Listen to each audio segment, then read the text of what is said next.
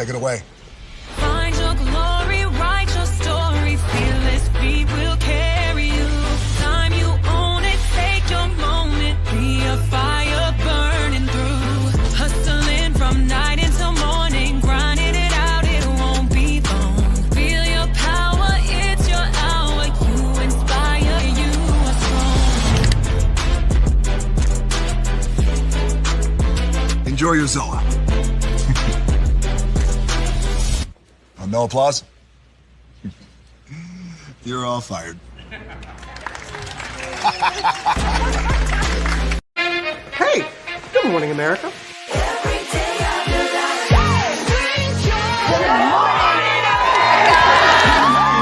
Good morning, America. Good morning, America. Good morning, America. Money. Are you ready? They are ready. Covering the biggest events in the country right now. There's a lot going on here this morning. It's always a good time. That's what the show's about. That's good. Really good. Very good. Coming in hot. Jimmy coming in hot. It's far from elementary. Oh. Good morning, America. I'm not going to try to strut like Michael or anything. I have known George a long, long time. Have you ever gotten him to dance? Look at that face. You don't just see it, you feel it. I'm in. I'm in. I'm in too. I'll be there. I am here and so happy. I'm in. I'm in too. I'm in. That tells you something when Snoop Dogg's in. Michael, George, Lara, Ginger. Prepare for a journey beyond imagination, beyond belief, beyond anything you've experienced before. Universal Epic Universe, a new theme park where you'll step through extraordinary portals to 5 immersive worlds. Prepare for a cosmic voyage of discovery, an isle of fire-breathing excitement, a shadowy world of monsters and mystery, new wonders in the wizarding world, and a new way to play. Plus the splendor of a magnificent resort hotel overlooking the park. It's all new excitement at Universal Orlando Resort. A week's worth of vacation thrills with 4 amazing theme parks, a variety of spectacular themed hotels, and incredible dining and entertainment. It's all at Universal Orlando Resort, where you'll find new adventures every day. Explore the astonishing worlds of Universal Epic Universe at Universal Orlando Resort.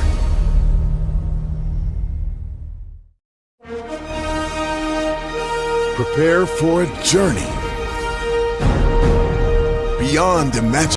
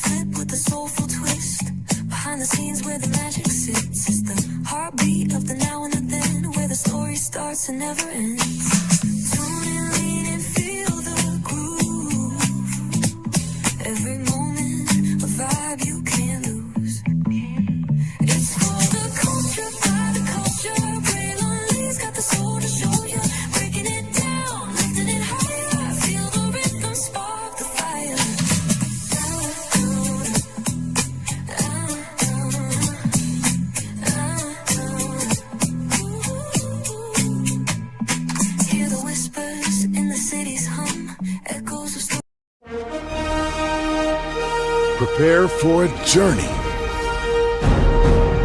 beyond imagination, beyond belief, beyond anything you've experienced before. Universal Epic Universe, a new theme park where you'll step.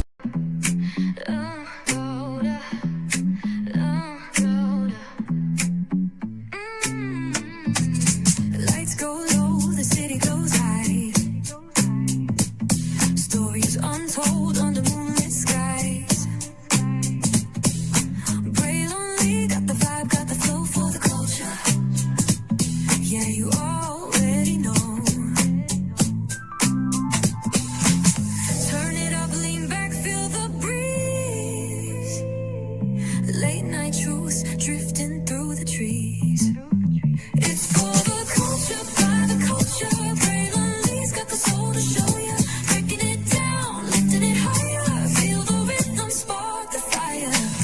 Headlines flip with a soulful twist. Behind the scenes where the magic sits. It's the heartbeat of the now and the then, where the story starts and never ends. Tune in, lean and feel the groove. Every moment, a vibe you can't lose. It's for the culture, by the culture. Pray lonely's got the soul to show you.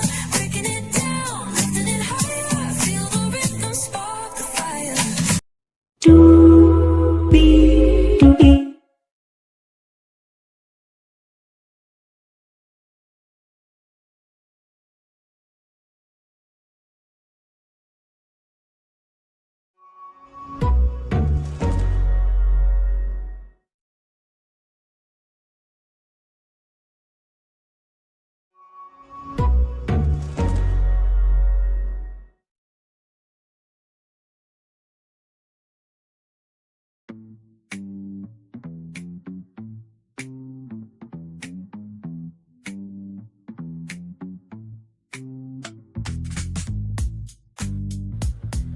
Well, hello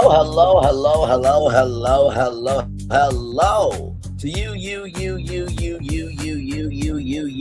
and you. Welcome into another edition of Brantley's Virtual Tour Live. We are live on tour, y'all. So much is going on this morning. There was even some destinations that were breaking as I was getting ready to come on tour with y'all. Like, it's just, the culture never ceases. It really does not. We're going to talk about two things that have just broken. I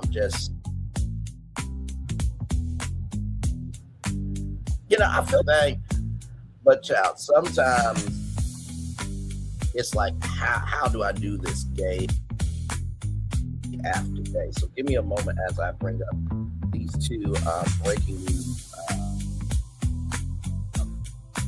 stories, because my God.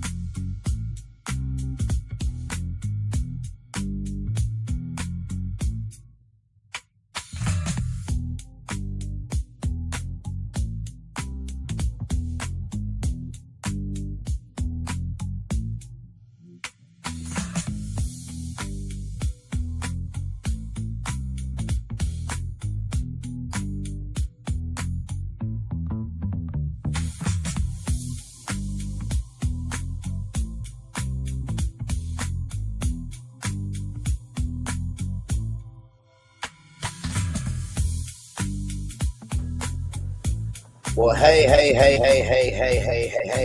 everybody. Thank you so much for your understanding here.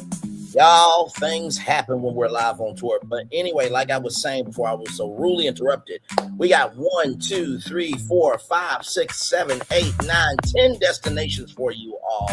Malcolm Jamal Warner, the widow, is suing his mother.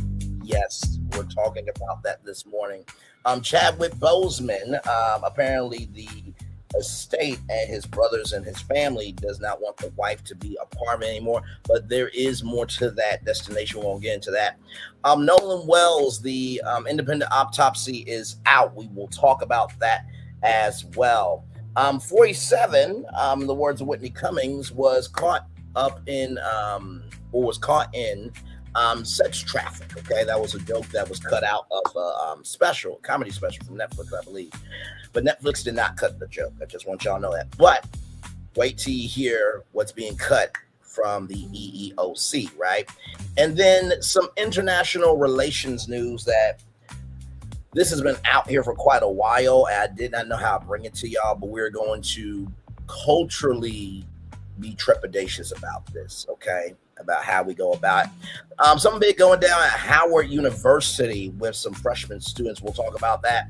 Black women, there is a surge for workplace reform. Of course, it was Black Women I think it was Black Women Payday or something to that degree. We'll get into that as well. Kroger is showcasing Black-owned businesses in a huge way. Shout out to that. Dale Sanders is a pastor that deceived the church. We'll talk about that. And the concubine of the MAGA movement, well, one of the concubines, the other concubine is Nicki Minaj, but this concubine, Emperor Rose, is suing. Child, we got a whole lot to talk about, a whole lot to get through. Let's get to it because higher is waiting, low is available. But either way, we got to go on tour. Yes, indeed, we do. Let me take down this iconic intro here. You see that virtual tour background? Yes, you do. You hear that virtual tour music? Yes, you do. And one thing to know and two things for sure that over here on this channel, a lot happens. Wait for it, everybody. Early rolling. It's a new morning for America's family. Sun's coming up, so make it all that it can be. You know a lot happens early. I'm Harry Smith. I'm Julie Chen. I'm Maggie Rodriguez. Morning everywhere. Come on, get up. I'm Russ Mitchell. And I'm Dave Price. And it's a little early for this. Now this day. It's a new morning for America's family. Sun's coming up, so make it all that it can be. You know a lot happens early. Every day's good when you're starting it out right. But I'm waiting for you the daylight. And a lot happens early. Can you feel it? And I say, Good morning, everybody. Are you girls ready for the Jonas Brothers? We have an early show exclusive. Yes. A lot happens early. Early. A lot. A lot. A lot happens early. The Early Show, weekday mornings on CBS. It's a new morning. Yes, it is a new morning. Julie Chen, Vance, and Russ Mitchell, Dave Price, Harry Smith, and Maggie Rodriguez. You are absolutely right on this channel right here. A lot happens early. Good morning, everybody. Let's get to it. I'm going to start with these two breaking destinations, child, because what in the actual hell is going on? I'm going to start off with Diddy, y'all. Oh my God. All right, here we go from NBC News.com right here, okay? As it loads up for us live, ladies and gentlemen. Okay, we are live, so listen. Okay, here we go. Sean Diddy Combs in solitary confinement after a fight with inmate. Of course, says Combs is serving a 50-month sentence on 2 interstate prostitution convictions at a federal prison in New Jersey. Shout out to the New Jerseyans. Oh, wait a minute, are you serious? Oh my God, just a moment. Why I don't get my experience right? Like it should just pop up.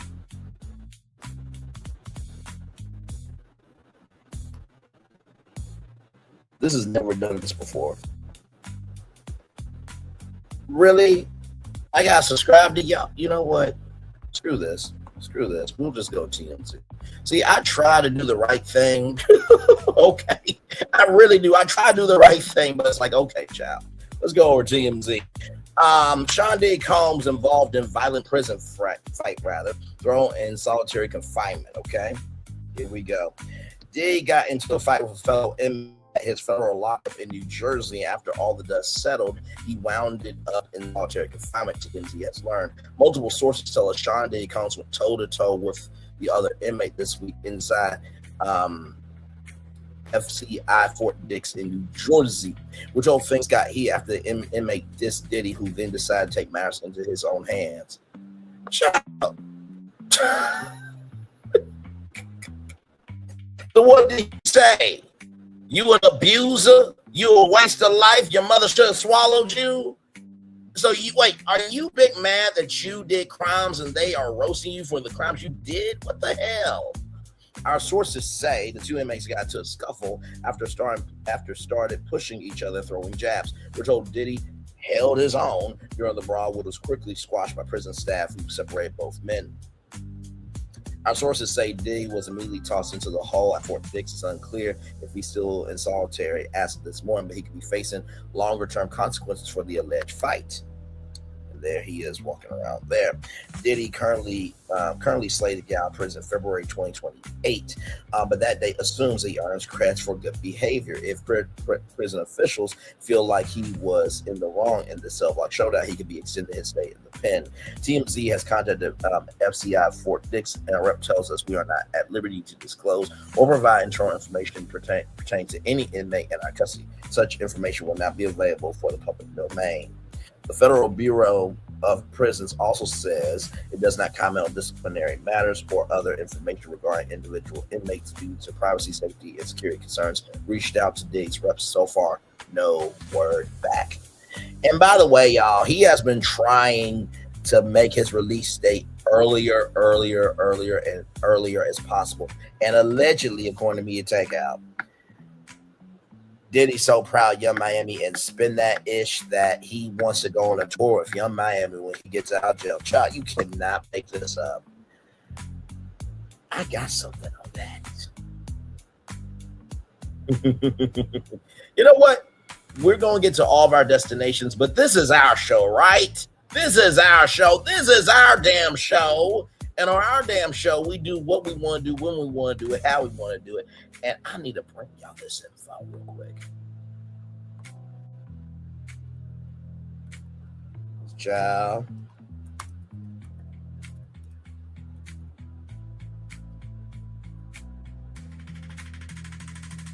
Give me a moment.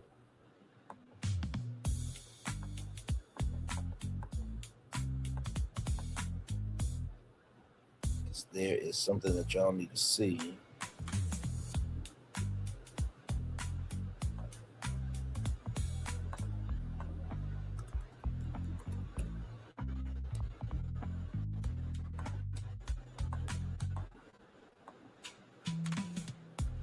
Right here. Now, I don't know if y'all know about this, but this right here, shout out to Willie D.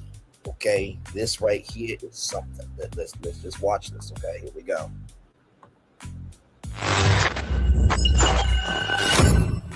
Willie D Live. What's up, family? This is Janice Downs dancing to Young Miami's hit song Spend That after she stole those bags in her hand. And this is 1 week later. Janice Downs, a.k.a. Jenny Smith, a.k.a. Punchy, is back in jail. Downs, a.k.a. one of the most prolific organized retail thieves in Western Washington, is facing new charges. Janice Downs, a.k.a. Jenny Smith, a.k.a. Punchy, is back in jail after just getting released from prison in January. Bellevue police say one of the best clues came from a TikTok video made to Young Miami's viral song Spend That, about boosting and scamming.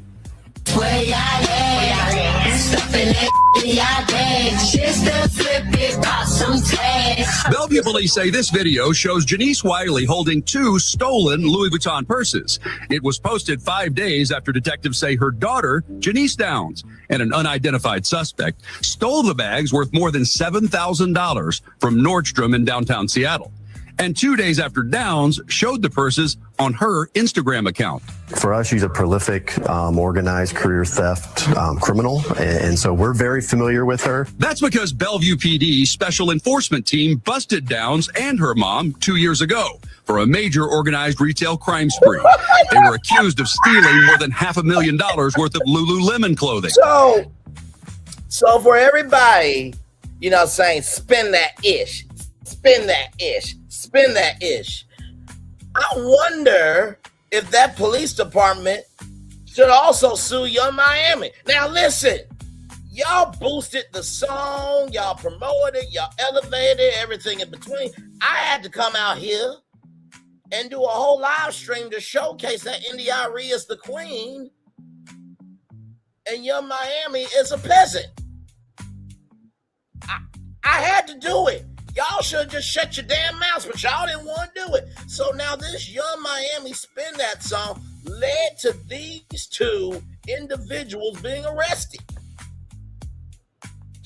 You cannot. Downs pleaded guilty to 6 counts of organized retail theft. She was sentenced to 33 months in prison with 501 days credit for time served and was released in January. Bellevue PD Captain Landon Barnwell says just 4 months later, Downs was back to her old ways. You would think that, after what she experienced in 2024, that, hey, that maybe, she would change what she's doing. But again, clearly she hasn't chosen to do that. Court documents show Bellevue PD Detective Jeff Christensen recognized Downs in a bulletin sent out by Tukwila Police showing thieves stealing almost $4,000 worth of fragrances from Macy's.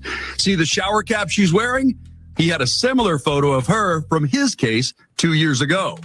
Working with their regional law enforcement partners, he says he then identified Downs in similar thefts at the Macy's in Tacoma and the downtown Seattle Nordstrom. People don't just commit crimes in one location, right? I mean, especially when it comes to, the retail theft related crimes, right? They bounce around to many of the retailers in this entire area. In the Nordstrom theft, detectives say surveillance video shows Downs wearing a burqa as a disguise. Detectives say the surveillance video shows how Downs and her accomplice cooperated to steal the purses, distracting the clerk by asking to see other bags on the shelves behind him.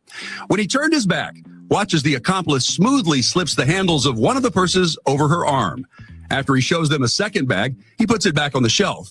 When he went to the front sales counter, police say Downs walked over, made sure he wasn't looking, and grabbed the purse, then held it down low on the right side of her body, opposite over where the clerk was standing. Her accomplice then moves over next to her, takes the handbag, and exits the store with both of the stolen purses. A few seconds later, Downs follows her out. On June 12th, Bellevue police arrested Downs and her mom. Detectives located them in the parking lot of Westfield South Center Mall. Court documents note that Downs was wearing the same burqa, black-colored sandals, and her white-painted toes matched her appearance from the Nordstrom theft. We will hold you accountable, and we're not going to tolerate people that commit crimes here in our community.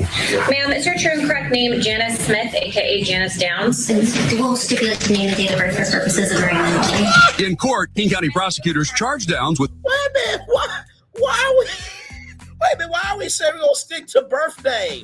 No, that's what it is. Like, my God, today, even the black people even our own people rather, did not want to be a lawyer to this ish right here. My God. With organized retail theft in the first degree. Her defense attorney asked the judge not to allow our camera to show her client's face. And I do want to ask the court to not allow the media to film in order to preserve Ms. Smith's right to a fair trial. Our position is that allowing the media to film increases the likelihood of tainting a jury pool if this were to go to trial. Of course, are you serious?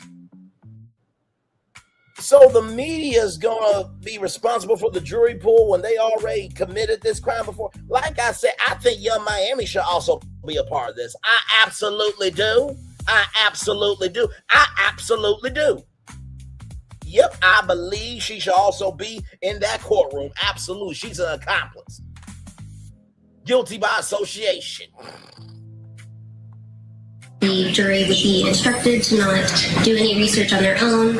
However, there's nothing that the court can do to prevent them from doing that. And if there is media allowed to report on the story, they could just increase the likelihood that somebody would either intentionally or accidentally come across the story and read about the alleged charges here. Wait, so are you asking for an order Just alleged co-conspirators? They did the shit. What the hell? to film, or that they not be allowed to report on it? Because that's a prior restraint that the court just cannot do in any case for any reason. My request, to be clear, was just to not allow the media to film Ms. Smith. If the court is inclined to allow the media to film, our alternative request is to require that the media be instructed to only film Ms. Smith from the shoulders down. Understood. Thank you. Judge Joe Campagna denied her motion. The media has a right to be here and to film. I don't find that there's anything particular. Shout out to this damn judge right here. Shout out to this judge. Shout out to this judge. About this case that would warrant the court restricting that for this hearing and in this case. But certainly, as I said, you can explore all those topics if and when this matter is called for trial. Downs remains in jail on $215,000 bail. $75,000 of that is for a fugitive warrant out of Oregon. She's charged there with 16 counts of organized retail theft, aggravated theft. 16 counts. 16 counts. 16 counts. Young Miami, get your pocketbook out, heifer, and help these heifers. Since you believe stealing is cool and shit, spend that shit. Spend that shit. Spend that shit. Let's see if let's stay on top of this to see if Young Miami actually cares about black women. Let's see if she'll help out in this case. Theft and theft. At the end of the day, we're hoping that we're preventing crime here in Bellevue because, we know it's not a matter of if they're going to come to Bellevue, it's when. Like mother, like daughter. This is ridiculous, man. Let me tell you something, family. If you're in the streets and, you felt like you didn't really have a choice because of the way that you came up and, your love was limited, your resources were limited, you didn't have any other way or you couldn't think of another way, and so you just went out and, did what you did or whatever. The whole time you're doing what you're doing, you should be thinking about your future children. I want to pause it right there. Very well said, Willie D. I get tired of us as a society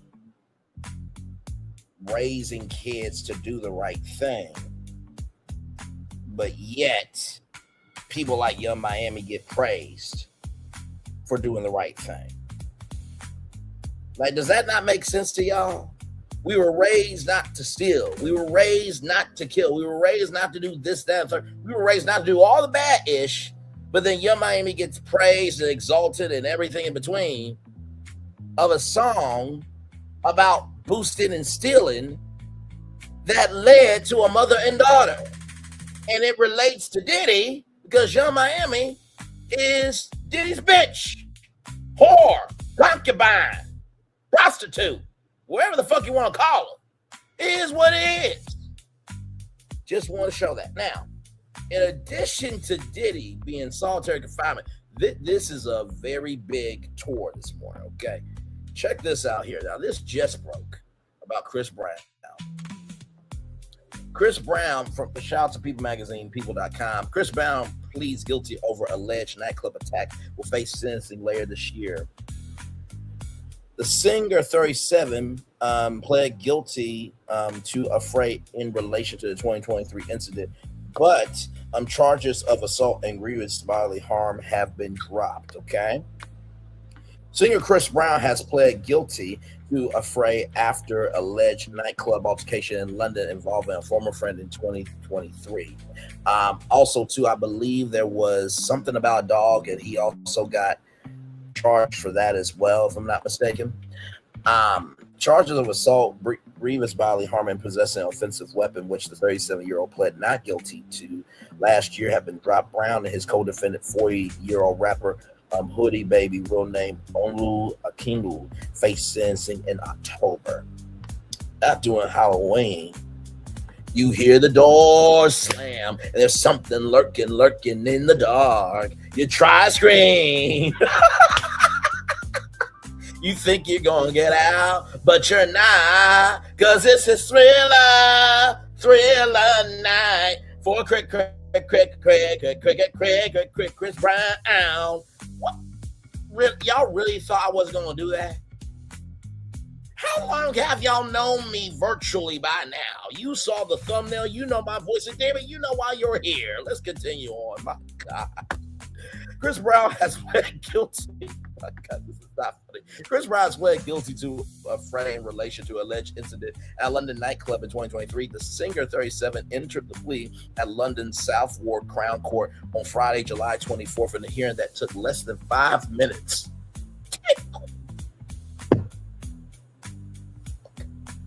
The BBC report, his co-defendant, 4-year-old rapper Hoodie Baby, real name Olu Akinlu, also pled guilty to the charge. Brown was accused of attacking Abram Dar, a former friend, at Tape nightclub in Mayfair on February 19, 2023. In the alleged fight, which prosecutors said was caught on surveillance camera in front of a club per Sky News, Dar was allegedly hit over the head with a bottle of Don Julio 1942 tequila per a complaint by Dahl filed in 2023. Brown and Kinglu previously pled not guilty to charges of assault and grievous bodily harm last June. These charges, along with Brown's charge of possessing an offensive weapon, have been dropped. BBC report. For Reuters, the With You hitmaker was greeted by fans chanting rather breezy when he left court before signing autographs. Brown was initially arrested by London's Metropolitan Police at a hotel in Manchester on May 15, 2025 on suspicion of grievous bodily harm in relation to the incident. He was released on a €5 million bond, which is about $6.7 million in the U.S. currency. Bail on May 21st. His bail conditions allowed him to continue the European leg of his Breezy Bubble XX tour, provided that he surrendered his passport on arrival in each country. In November 2023, Dahl sued Brown in a complaint which was obtained by People Magazine, People.com. Brown was accused of using crushing blows to hit Dahl in the head, as you can see there, 2009 all the way to his 2025 arrest. Dahl requested that the civil suit be dismissed with prejudice last June, meaning he cannot refile per court documents from Los Angeles County viewed by Billboard. However, Brown still faces sentencing for the afraid charge in the UK with a scheduled hearing on October 26th. The BBC report, the singer's guilty plea comes weeks after he was ordered to pay nearly $13 million in damages to his former housekeeper after a dog attack at his home in 2020. Maria Alva, his former housekeeper, was attacked by a 200-pound Caucasian shepherd named Hades.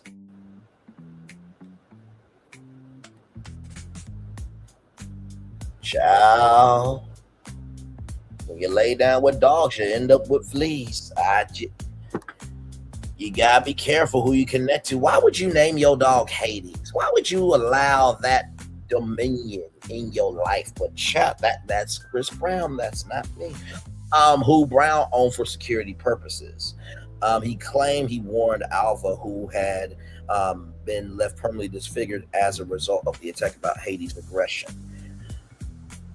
Okay, regardless, that is your responsibility. Like, no, you get a muzzle, you do what you need to do. Like, bruh, you are not that damn busy that you can't take care of your damn dog, okay?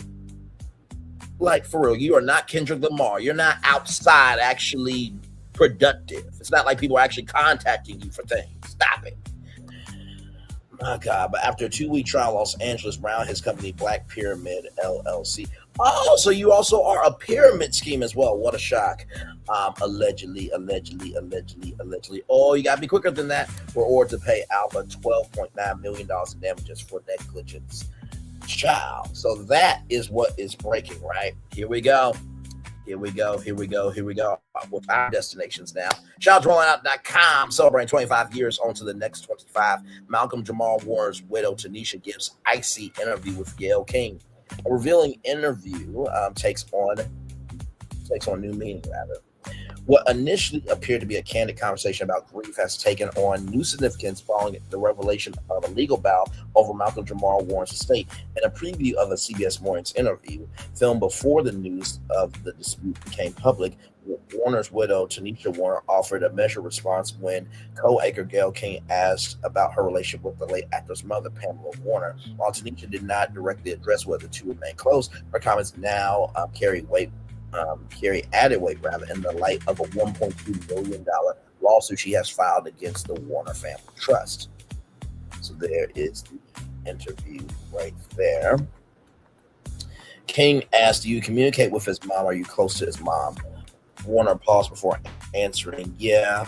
Right now, everybody, all of his family members, and everyone who lost him, they are grieving. It's been the biggest loss for us. Rather than focusing on family dynamics, Warner shifted the conversation toward the emotional demands of raising the couple's 9-year-old daughter after Warner's death. My daughter comes first, as King observed that Warner and her daughter have become a unit. I guess I'm a little confused by that because Malcolm Jamal Warner, you and your daughter should have already been a unit. So I'm confused on that. Warner reflected on the limits of grief. The emotional capacity that I have can be very limited sometimes. She said, I have to, for myself, decide what do I have to give right now in this moment. And whatever I give, the first person to get that is my daughter, and then the second is myself. Warner's response avoided directly discussing her relationship with her mother-in-law, Pamela Warner, instead emphasizing the challenges of navigating profound loss while caring for her child. Gayle King, I thought her answer was telling. After the interview preview aired, King revealed that neither she nor the CBS Mornings team knew about the legal dispute when the interview was conducted. We did this interview without knowing about this lawsuit, King explained. I was just really asking this question in passing because Pamela has spoken out that she and her son were very, very, very close. Reflecting on Tanisha's response, King added, I thought her answer was telling. She noted that Tanisha did not indicate that she and Pamela were regularly speaking or grieving together, saying, but I did not know that all this was going on. Inside the estate dispute, one day before the interview preview aired, it was revealed that Tanisha had filed lawsuits in Georgia and California seeking more than $1.2 billion from the Warner Family Trust. According to court filings, Tanisha alleges that she and Malcolm Jamal Warner signed a premarital agreement in May of 2022 requiring the actor to obtain a $1 million life insurance policy naming her as the sole beneficiary. She claims the policy was never secured and argues that the Warner Family Trust established by Malcolm in 1996 and now overseen by Pamela Warner should satisfy the alleged obligation because his estate may not have sufficient assets. I'm kind of confused because, like, I know that the Cosby Show and reruns, should have had some royalties, but as we found out in the Writers Guild of America strike and the SAG-AFTRA strike, that I think one of the actors from Abbott Elementary plays a janitor. I think he got like a penny check. So,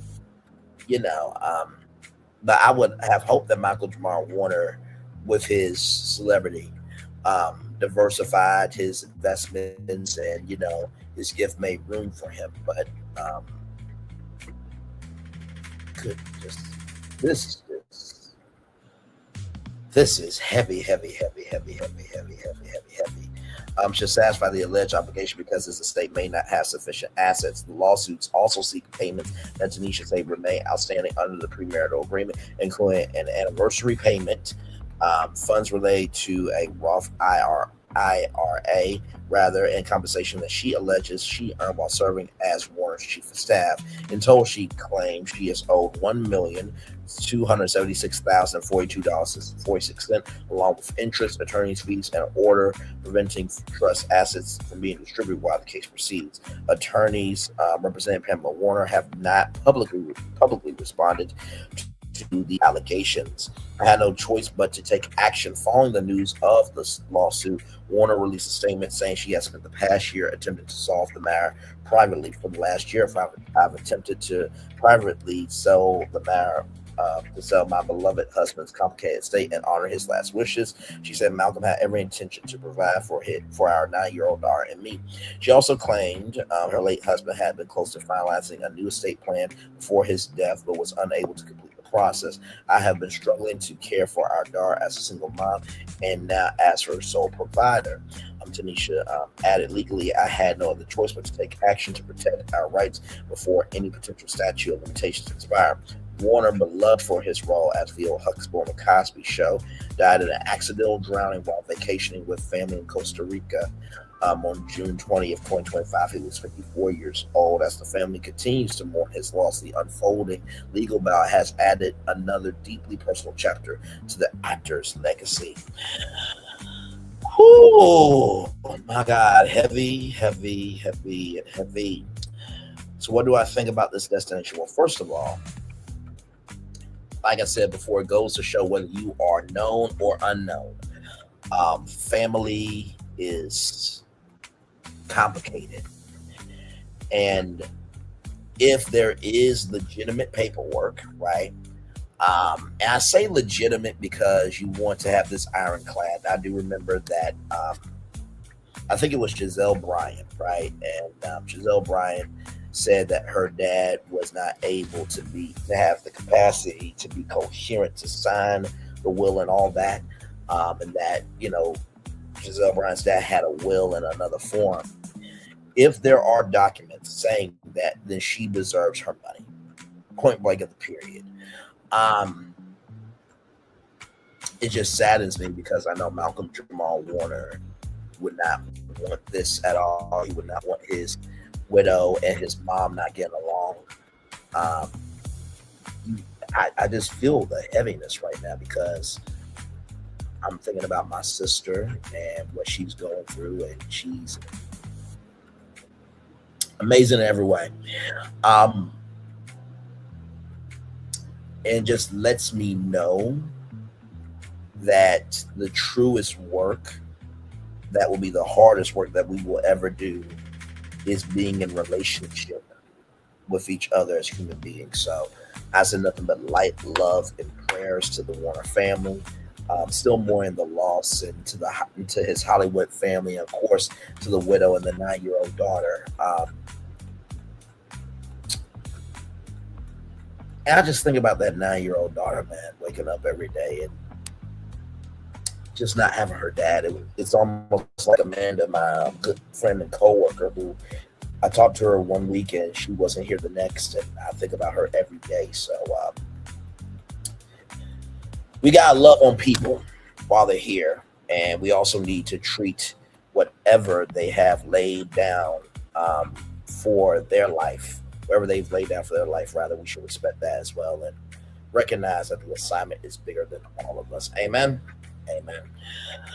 Whew. Now, as we collect ourselves here, I want to bring this up here because the Bozeman family wants the widow of Chadwick Bozeman to not be over the estate anymore. And there is some more meat to that story, which I'm about to bring up that right now. But before that, I gotta set it up for you all.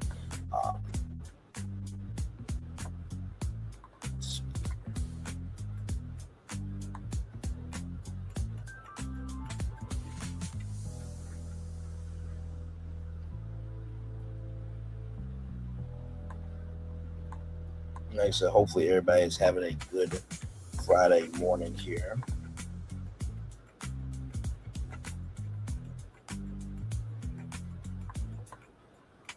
Okay, yep, I got it right there.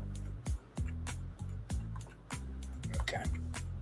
So here we go with this from People Magazine. People.com. Once again, Chadwick Boseman's brothers explain why they are suing the late actor's widow over his estate. They say they seek clarity, rather. Boseman's brothers, Kevin and Derek, filed a petition against Taylor Simone Leonard, in a Los Angeles court on July 17th. Chadwick Boseman's brothers are speaking out after filing a lawsuit against his widow. Our hope is that this process brings clarity, honors the court orders, and ensures the responsible stewardship of Chadwick's legacy. Their statement reads in part, Derek and Kevin Boseman allege that Taylor Simone Linwood has not properly distributed assets from Chadwick's estate nearly 4 years later. Chadwick Boseman's brothers are speaking out after filing a lawsuit against their late brother's widow. In a statement released on July 23rd, brothers Derek and Kevin say that for years our parents have sought clarity regarding matters connected to the estate of our brother Chadwick Boseman, including his intellectual property and legacy. This action was filed on behalf of and with the authority of our parents, Leroy and Carolyn Boseman, who assigned their respective interests in the estate to Boseman Family LLC. That is their new company that I talked about here on Brantley's virtual tour live.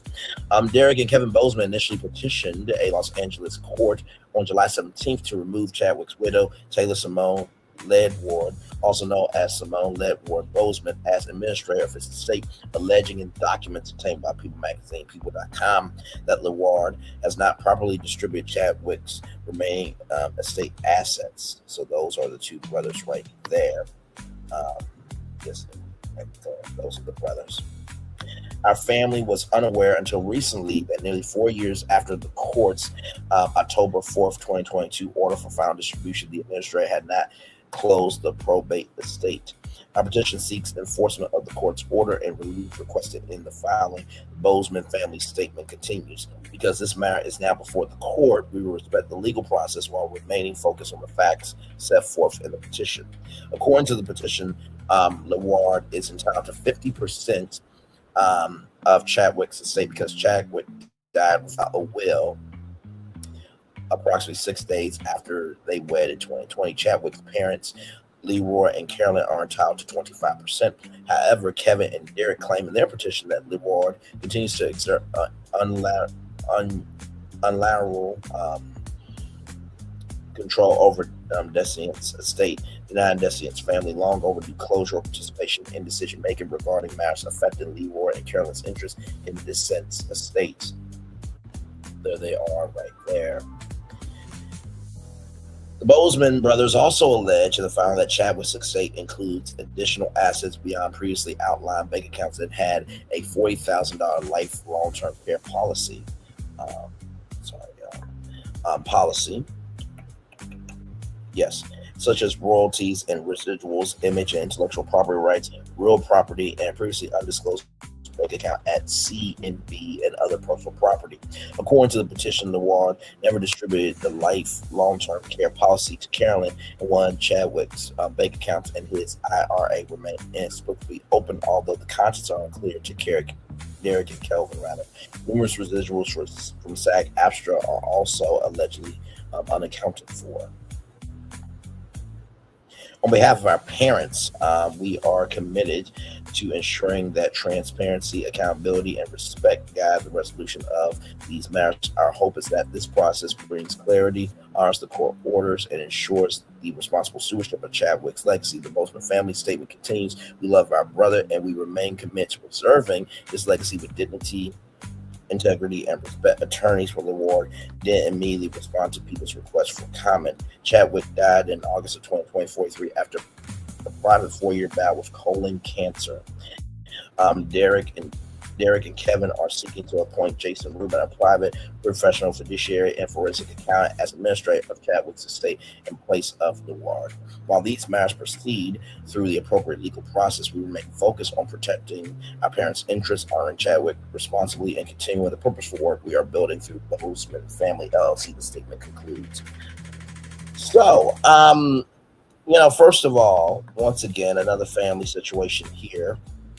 This is why I think about this destination. This is actually factual in the paperwork, right? So the filing, which was obtained by People and also to TMZ here, which shout out to the Jasper brand right here. The filing obtained by TMZ claims Taylor has kept the family in the dark about the estate stats, despite a 2022 court order granting Chadwick's parents, Leroy and Carolyn, a combined 50% stake, with Taylor overseeing the remaining half.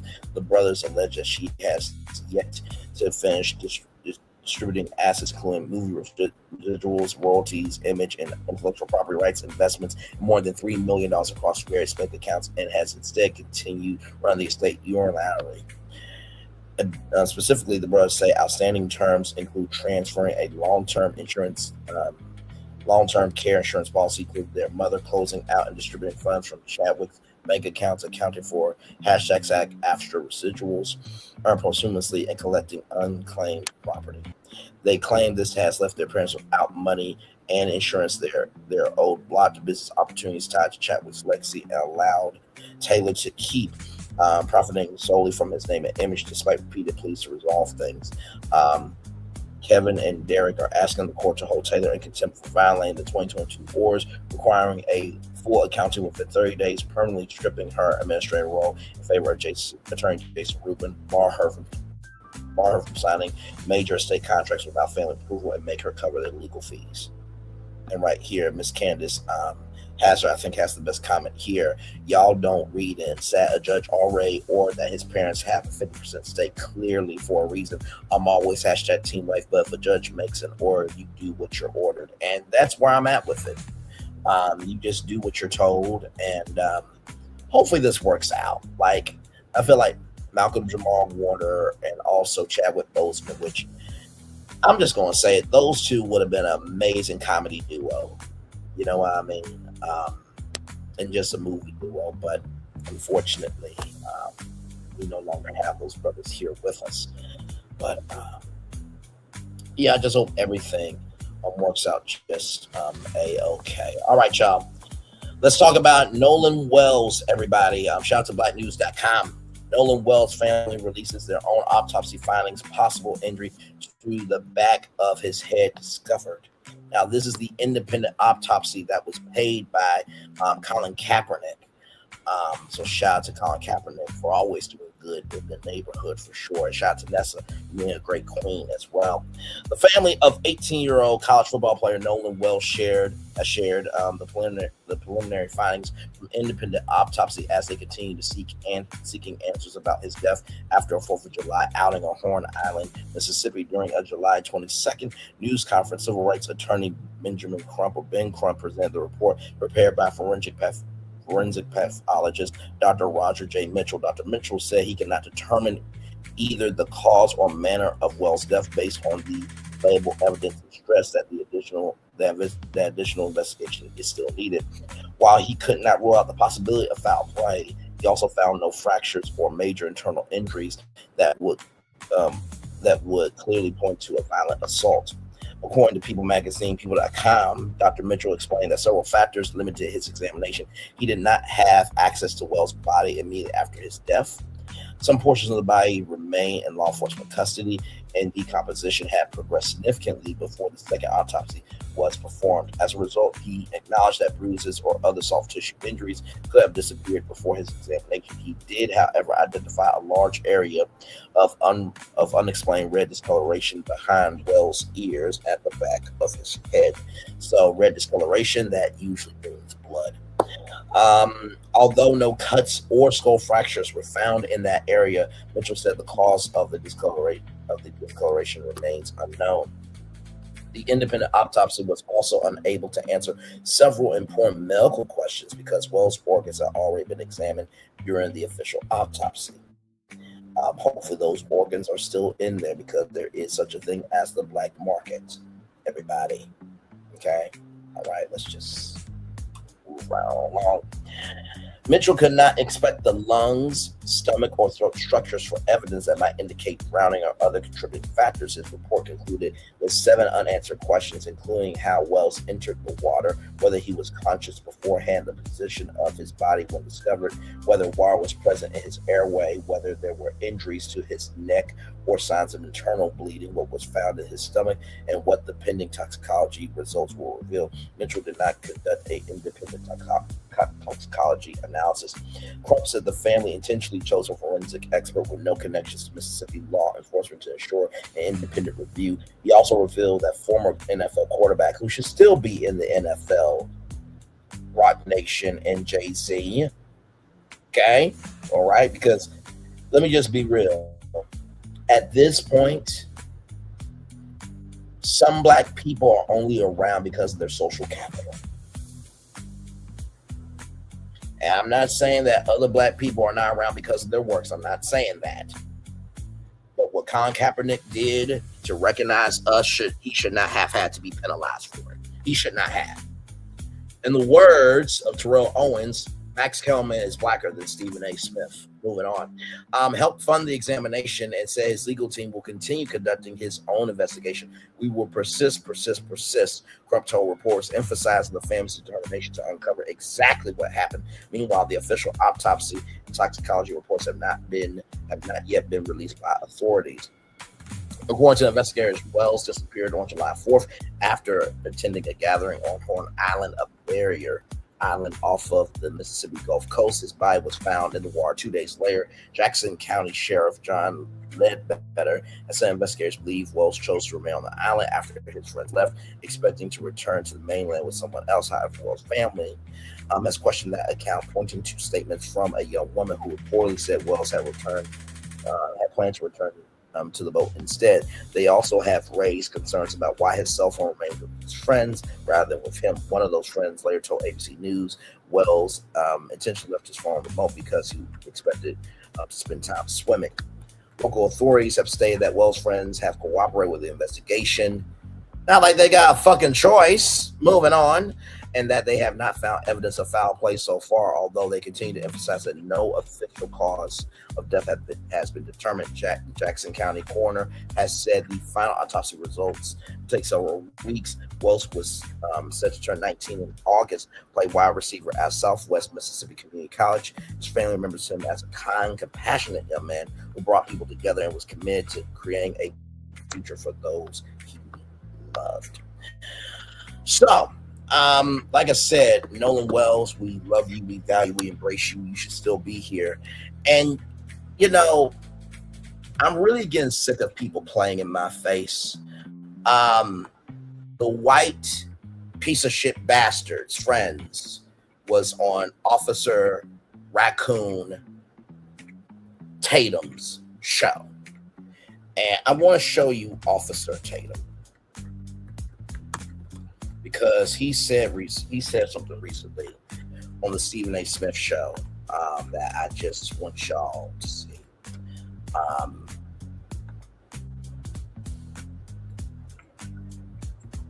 And this is why I don't trust that interview.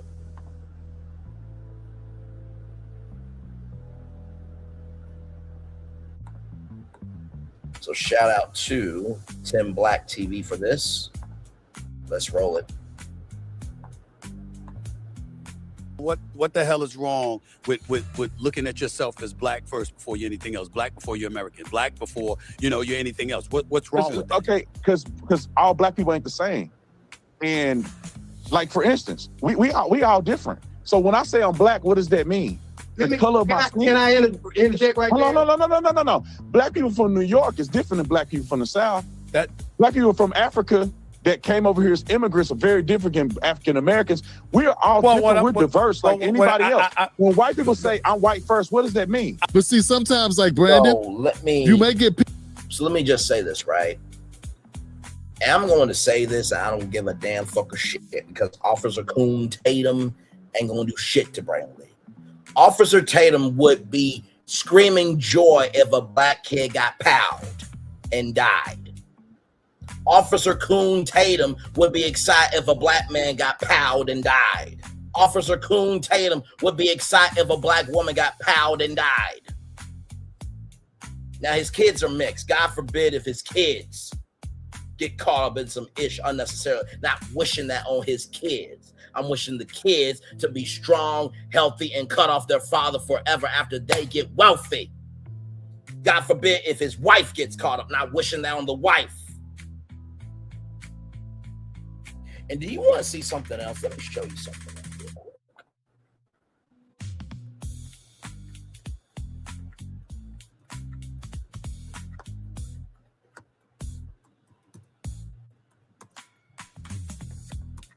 And I'm sure Officer Tatum agrees with this. I'm sure he does. I'm sure he does. Now, this was 8 years ago, okay? Sometimes media is still relevant to what's going on today, okay? All right, here we go. Roll it, Lester. The video shows a Cobb County, Georgia police officer talking to a woman in a car he pulled over on a traffic stop. She's unwilling to move her hands, afraid, she says, of getting shot, and he tells her, don't worry. But you're not black. Remember, we only kill black people. Yeah, we only kill black people, right? All the videos you've seen, have you seen black people get killed? So Officer Tatum agrees with that logic. So that's why I don't trust that interview. And if anybody else trusts that interview, you are a piece of shit bastard who should have been swallowed by your mother. Okay? All right?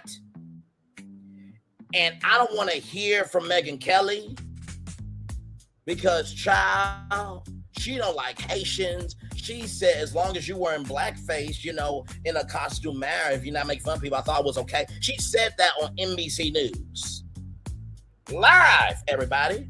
You would think after the president said blood coming out of her wherever that she would not support the president, but she does.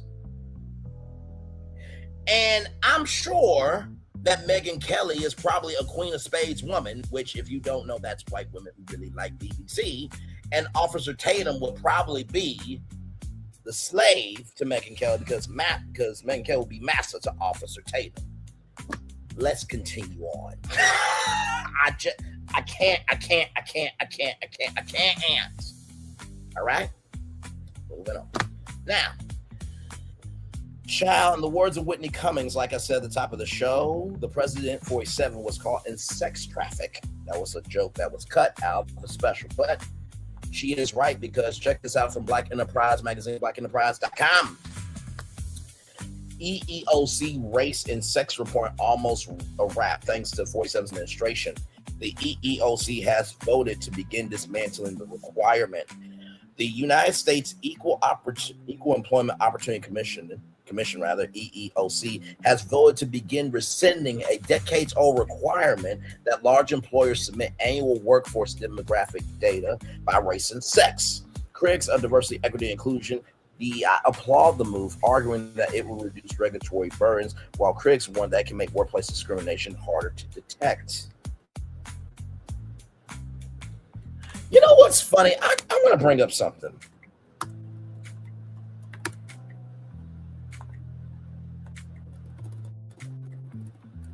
Now, this is how screwed up this is, okay?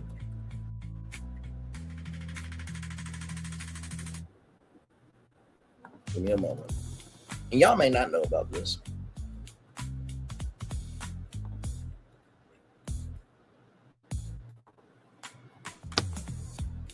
President 47's nominee to lead the Centers for Disease Control and Prevention is Dr. Erica Schwartz, a physician, lawyer, and former deputy surgeon general. Her confirmation process has moved forward following recent committee back in the recent votes have faced scheduled delays. So a black woman, the president has nominated to run the CDC. But now he is rescinding a decades-old requirement that requires that large employers submit annual workforce demographic data by race and sex. You can't make this up. You can't make this up. You cannot make this up. And when we get to the international relations destination, just know, YouTube, this has been uploaded on your platform. And other people have talked about it because I have not talked about this destination for quite some time because I was trying to figure out how to do it. And child, when we get there, just follow the bouncing red ball, okay? Let's continue on. Oh, my God. The current EEOC reporting requirement. In a 2-1 vote on July 21st, the Republican-led commission approved a proposal to eliminate the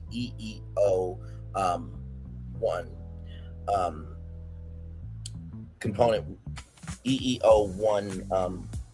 1 reporting requirement, which has been placed since in place since 1966. The rule requires private employers with at least 100 employees and certain federal contractors with at least 50 employees to report workforce demographics across various job categories, reports the Associated Press. The proposal will now undergo a public comment period before a final rule can be adopted. EEOC Chair Andrea Lucas of Oakland Cricket DEI argued that the reporting requirement conflicts with the agency's mission of enforcing equal treatment under the law. Okay, child. Says no one ever. It may promote racial stereotyping at work. It may encourage employers to engage in discrimination, Lucas said ahead of the vote. Lucas has also maintained that categorizing employees by race and sex encourage employers to make employment decisions based on protected characteristics rather than merit. The EEOC estimates that eliminating the reporting requirement would save employers roughly $275 million annually in compliance rules reports. So it could save employers $275 million annually, but yet y'all are afraid to make $15 an hour happen all across the United States of America. What are we doing here? Sincerely. In compliance cost rules reports. Another way to eliminate DEI efforts, civil rights organizations and Democrat Commissioner Kaplana Cortagal strongly opposed the proposal, arguing that EEO-1 data has long served as one of the federal government's most important tools for identifying patterns of workplace discrimination and tracking employment opportunities for women and racial minorities. Cortagal also warned that ending the requirement would weaken the agent's abilities to reinforce anti-discrimination laws and reduce transparency around workforce diversity. Civil rights advocates similarly contend that the data helps employers evaluate their own hiring and promotion practices while providing researchers and the public with a clearer picture of workplace equity.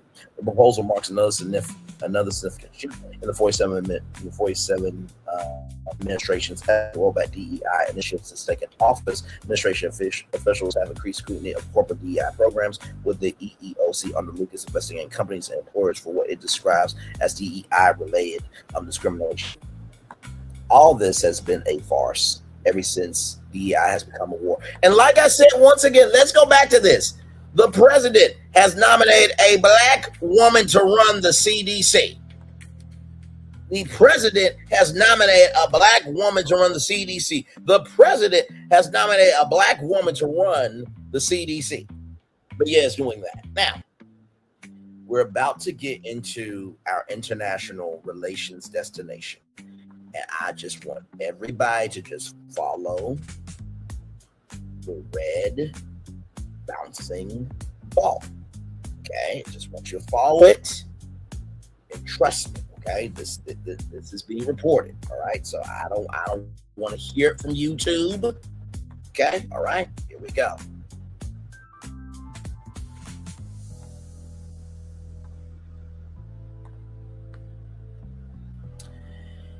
Israel shared intelligence with U.S. of Iranian plot to delete 47.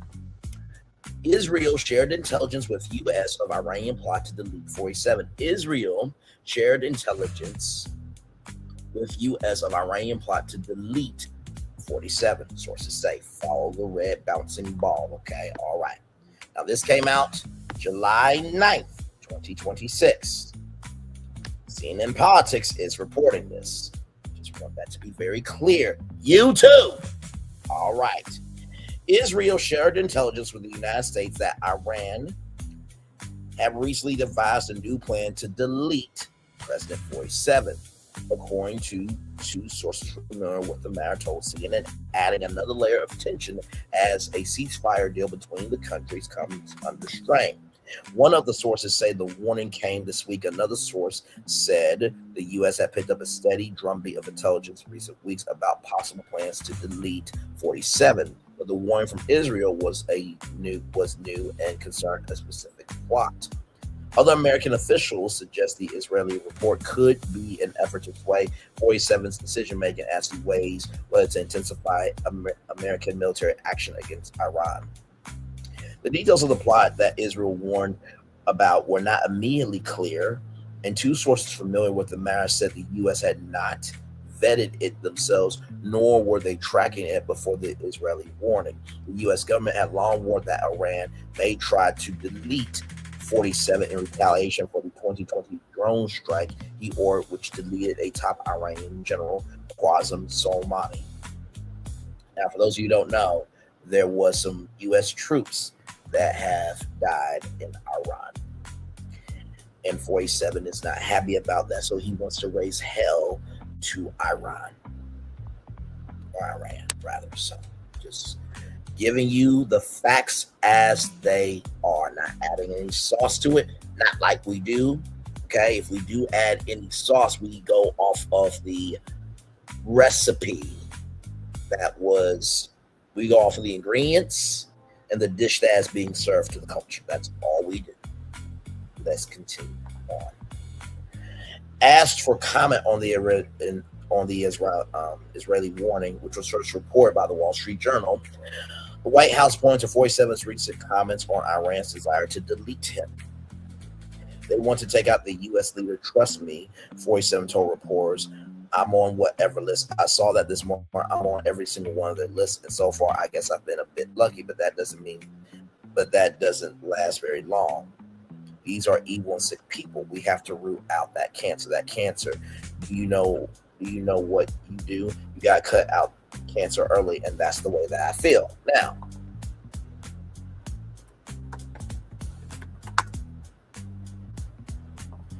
I just want to say this, okay?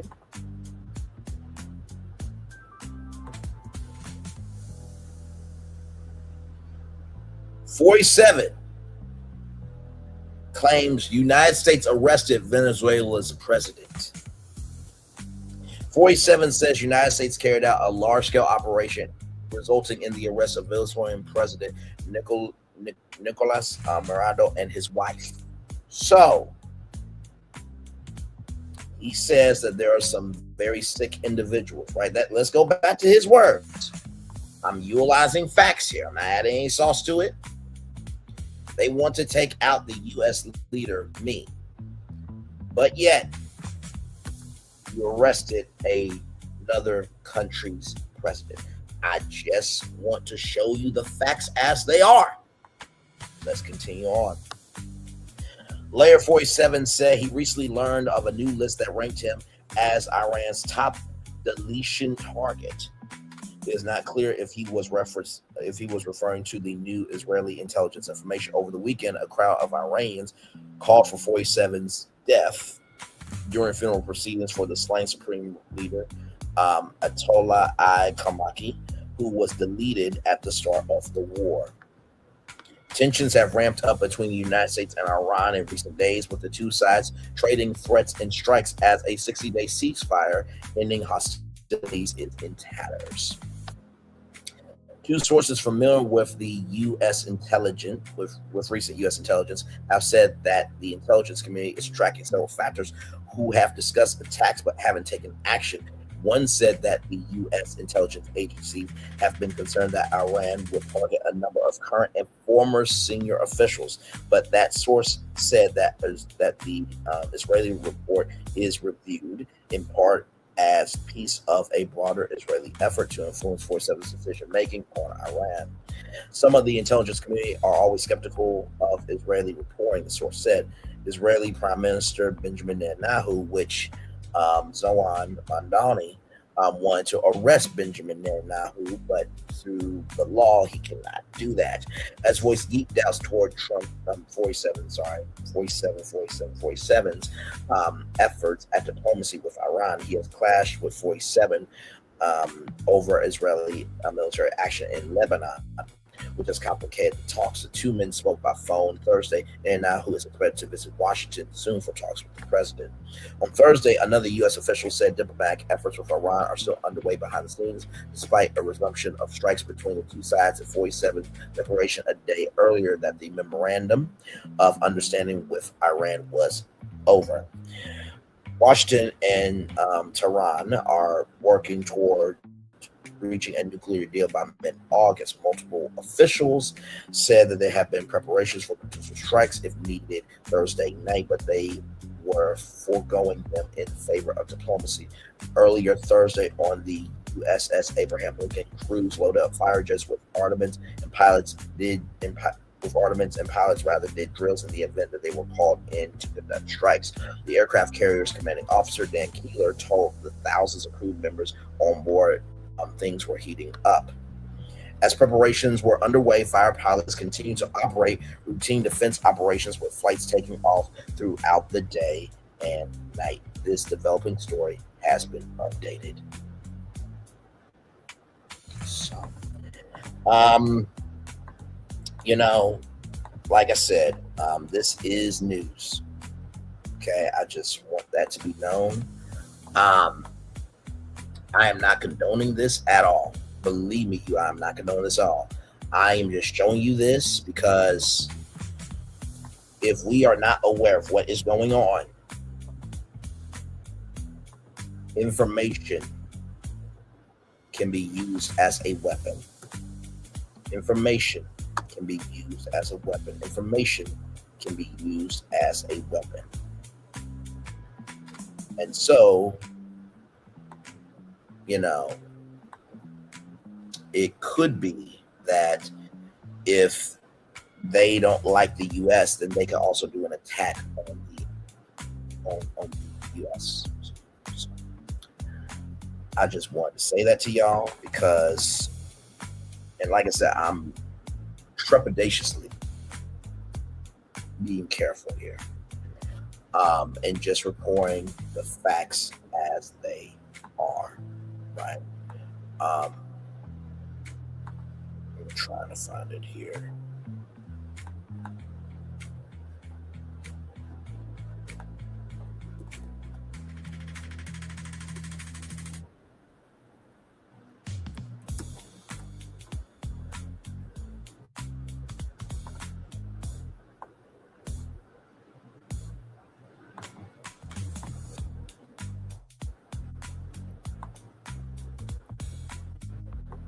Okay, so I was trying to find it from another source so I can make it do what it do, but give me one moment, y'all. Give me one moment here.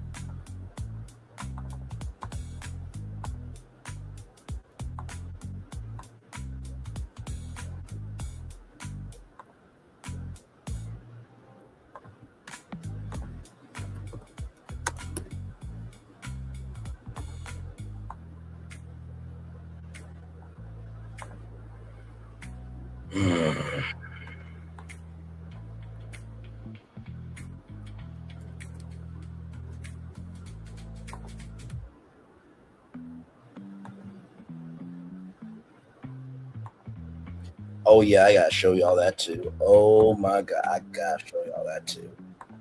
Yeah, it's getting crazy out here, y'all. It really is.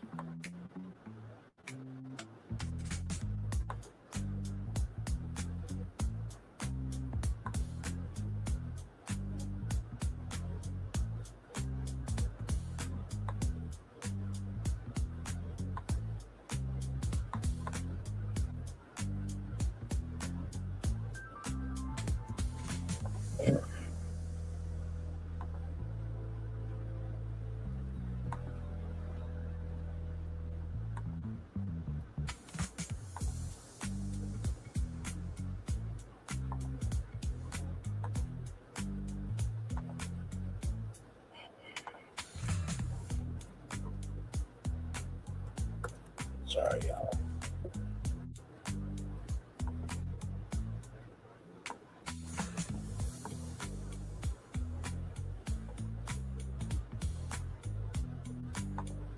Okay, so I just want to show both sides here, okay? Because they say that, NBC News and MS Now are Democrats. So I want to show both sides here, okay? So here's this clip right here. Okay, here it is right here. This is Tom Yamas. Here we go. Now to the alarming report that Israel has warned the U.S. that Iran is plotting to kill President Trump. Kelly O'Donnell is at the White House. And Kelly, this comes as Iran has publicly called for the president's death. And Tom, the White House is not commenting on that report. And yet the president said today that Israel came up with nothing. Now, this all comes as demonstrators in the streets of Iran carried those signs written in. Now, y'all see that, right? Y'all, this is YouTube. This was uploaded to NBC News YouTube channel, okay? All right. English, notably, calling for the assassination of President Trump. The president said today, I've left instructions, if anything happens, to just literally bomb them at levels they've never seen before, end quote. New tonight, senior White House officials said Iran must issue a public statement pledging the Strait of Hormuz would remain open to commercial shipping after Iran violated the ceasefire by firing at those ships that had been using that thoroughfare. Tom? We thank you for watching, and remember, stay updated on breaking news and top stories on the NBC News app or watch live on our YouTube channel. So, there's that clip from NBC News. Here's this clip from MS Now. 90 seconds really goes fast. I wasn't ready for that. Israel told the U.S. that Iran cooked up a new plan to assassinate President Donald Trump. That is according to new reporting from the Wall Street Journal. Earlier this week in Turkey, Trump referred to threats on his life. For years, Iran has vowed retaliation against Trump for the killing of General Soleimani during Trump's first term. Joining me now to discuss, one of the reporters on that story, a dear friend of this show, one of my favorite reporters, Alex Ward, national security reporter for the Wall Street Journal. Laura and Jake and his punch bowl still here. Alex, break this down. What happened? Yeah, so right now you have Israel presenting intelligence to the United States that, in Israel's assessment, indicates that there is some fresh plot to kill President Trump. Now, one thing we should note is that the U.S. officials who received this aren't exactly, in line with the Israeli assessment here, right? I mean, there's been tons of threats on President Trump's life, not just from Iran for a while, but from Iran for years now. So, how serious this is still a bit of a debate. But you do have some U.S. officials wondering, why would Israel send this intelligence to the U.S.? Now, part of it is because, of course, there's a long-standing intelligence cooperation relationship between the U.S. and Israel. There are others who speculate, that Israel is trying to... By the way, this is from MS Now. YouTube, okay? MS Now has uploaded this onto your platform. Maybe coax President Trump back into major combat operations against Iran. And then there are others who think that, hey, it's just a very, there are some U.S. officials who genuinely did worry about what they saw and rang some alarms. So there's still some aspects of this we still, and context we need to get into. But in terms of what we for sure know, Israel does believe, or at least assesses based on the intel they've received, that there is a new, fresh, and somewhat legitimate threat on President Trump's life. Trump wants out of this war, right? A U.S. official told our network that despite what Alex has just reported, that the U.S. will continue talks with Iran. How much real optimism is there in the White House, Laura, or are they just trying to push this out because in many ways they are backed into a corner? What is the White House telling you?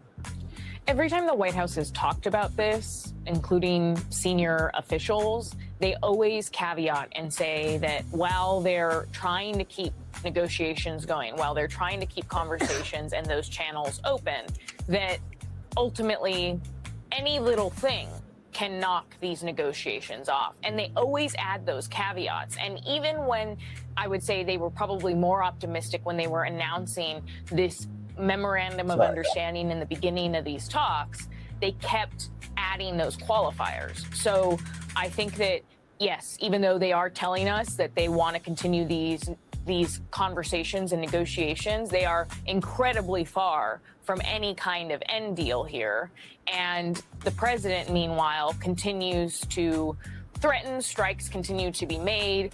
And he also is talking about the war in a way as though he's fine if some of his main objectives that he laid out when he announced this war are not met, including that just this week he said that we already got the nuclear dust, that enriched uranium. He said the U.S. already has it because it's so far underground.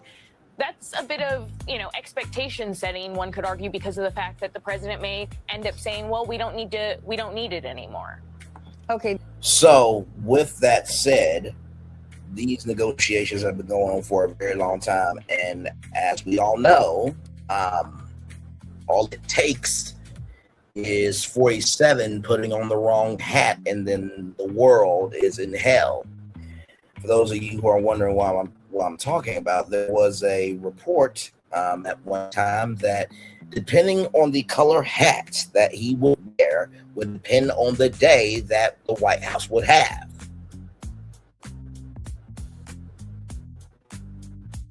Yeah, let's keep going. Okay, then 2 questions. Alex, is there any evidence backing up that we've got the enriched dust? Because remember, when he launched the first strike, it was, we've got a nuclear weapon, it's going to be done in 2 weeks, and they're going to use it. He didn't prove that. His latest claim, A, has he proven it? And B, this ceasefire, do you consider it a turning point or just another bump in a very long road? Well, in terms of the nuclear dust, you'll be surprised to hear that President Trump doesn't always speak fully and with clarity. I think what he needs to have got it is that the enriched uranium. Stephanie tried so hard not to laugh at that. She really did. After Operation Midnight Hammer last year to destroy the 3 Iranian nuclear sites. And in Trump's estimation, or at least new comments, he's basically saying Iran can't get to it. The only way to get to it would require American or even Chinese excavation equipment. And so in a sense, Iran has no access to that enriched uranium, which therefore will make it hard for them to make a nuclear weapon. That seems to be what President Trump is saying. And if that is indeed his claim, then it brings into question the whole reason for this war now. Because if it is to be that Iran can never have a nuclear weapon, then right now they're pretty far from it, especially as President Trump is in office. So what is the rest of this for? And in terms of this ceasefire, I mean, it's a bunch of fires that aren't ceasing. I have continued to say that basically, this is a war that has just been continuing. The ceasefire is one in name only. They've been doing tit for tat. Now, in the history of warfare, we've seen ceasefires have these skirmishes throughout. But there's really never been like an actual stop to this. There have been some times in which there are no fires, but the war has continued because the aims have not been met, because the forces have not really stood down for extended periods of time. So we can call them ceasefires, we can call them pauses, but this war has been going on since February 28th, and there's no sign that is stopping. February 28th. February 28th. It is July 24th, 2026, and it is 12:28 p.m. This has been on for February, March, April, May, June, July. 6 months. Let's continue on. Immediate time soon. A bunch of fires that aren't ceasing. I'm definitely stealing that line. Jake, is the cost of this war, is it going to become one of, if not the biggest issue in the midterms? MS Now is reporting that Republicans on the Hill are getting more and more worried that a deal is getting farther and farther away and gas prices could in fact soar. Running an online Well, brand? the thing is, they've already been soaring because we have talked about the airline industry, right? And how Spirit Airlines had to declare bankruptcy, not just because they were in debt, but because of the oil crisis. JetBlue, I think, is in $1.4 billion worth of debt. We reported on that as well here on Brainley's Virtual Tour Live. So prices have been going up like crazy. I think the problem that 487 doesn't realize is just because you have power doesn't mean you get to negate other countries' power either. Because if they're controlling the oil, then they also control the U.S. economy. Now, you're probably thinking, Braylon, what do you mean by that? Well, if gas is too damn high, right, and people need to go to work, then they can't go to work because if you can't afford the gas to get to work, then guess what? The business is not making any money, which is not going back into the U.S. economy. You see. And when you're pricing everything with tariffs out the wazoo, guess what? Consumers are hurt by that. And so because consumers are not getting a decent wage, they can't buy those products. So that means companies go out of business.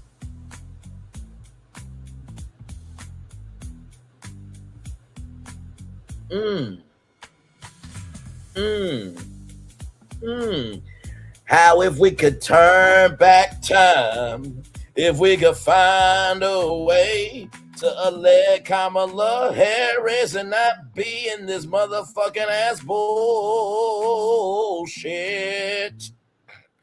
Moving on. Let's continue. Yeah, it's a lot. Getting your domain on Wix domains? There's two different costs. There's a political cost, which is very high. I mean, you've seen slippage in these. Right. He said slippage. I have to do this. I'm obligated to do this. Give me a moment here. Time is slipping away from me. Yeah. Time. He said slippage. What was I supposed to do? Moving on. War powers resolution votes on the House floor in recent weeks, and Trump has lost them when it comes to limiting his ability to prosecute wars in the Middle East. There's that cost. There's also the cost that the Pentagon has asked for $67 billion in fresh money now, like not in the future. Now they want it. And Trump has said, actually, I want $350 billion. That's a monetary cost, which I think it's going to, the Congress, when they return next week, is going to have to begin to continue to seriously grapple with. I think that's going to become very, very difficult. Voting for that supplemental spending bill is going to be seen as a proxy vote for this war. Period. The end. That's not something that a lot of Republicans, certainly no Democrats, but a lot of Republicans are not going to want to be involved in that. Okay, and you know who a lot of those Republicans talk to behind closed doors, off the record? Fox News and Fox News hosts, which is why this quote or this soundbite stuck out to me. A prominent Fox News host called out some of America's negotiators in Iran by name. I think that's noteworthy. Watch this. I also don't think that Witkoff and Kushner should be the ones doing this. They're business guys. They have not been effective in Ukraine, not been effective in Gaza. They have not been effective in this. What is this white bastard doing out of his times? Like, ain't he supposed to be on Fox and Friends or Fake and Friends from 6 to 9 a.m.? Okay. They can't have three portfolios to begin with. We have a State Department for a reason. By the way, one of those bombings, it was basically chalk. It was the Iran made like a chalk version of a jet, and it was just in smoke.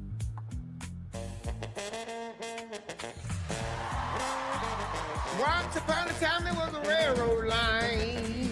By the way, this is Hades sound. Poor boy working on a song.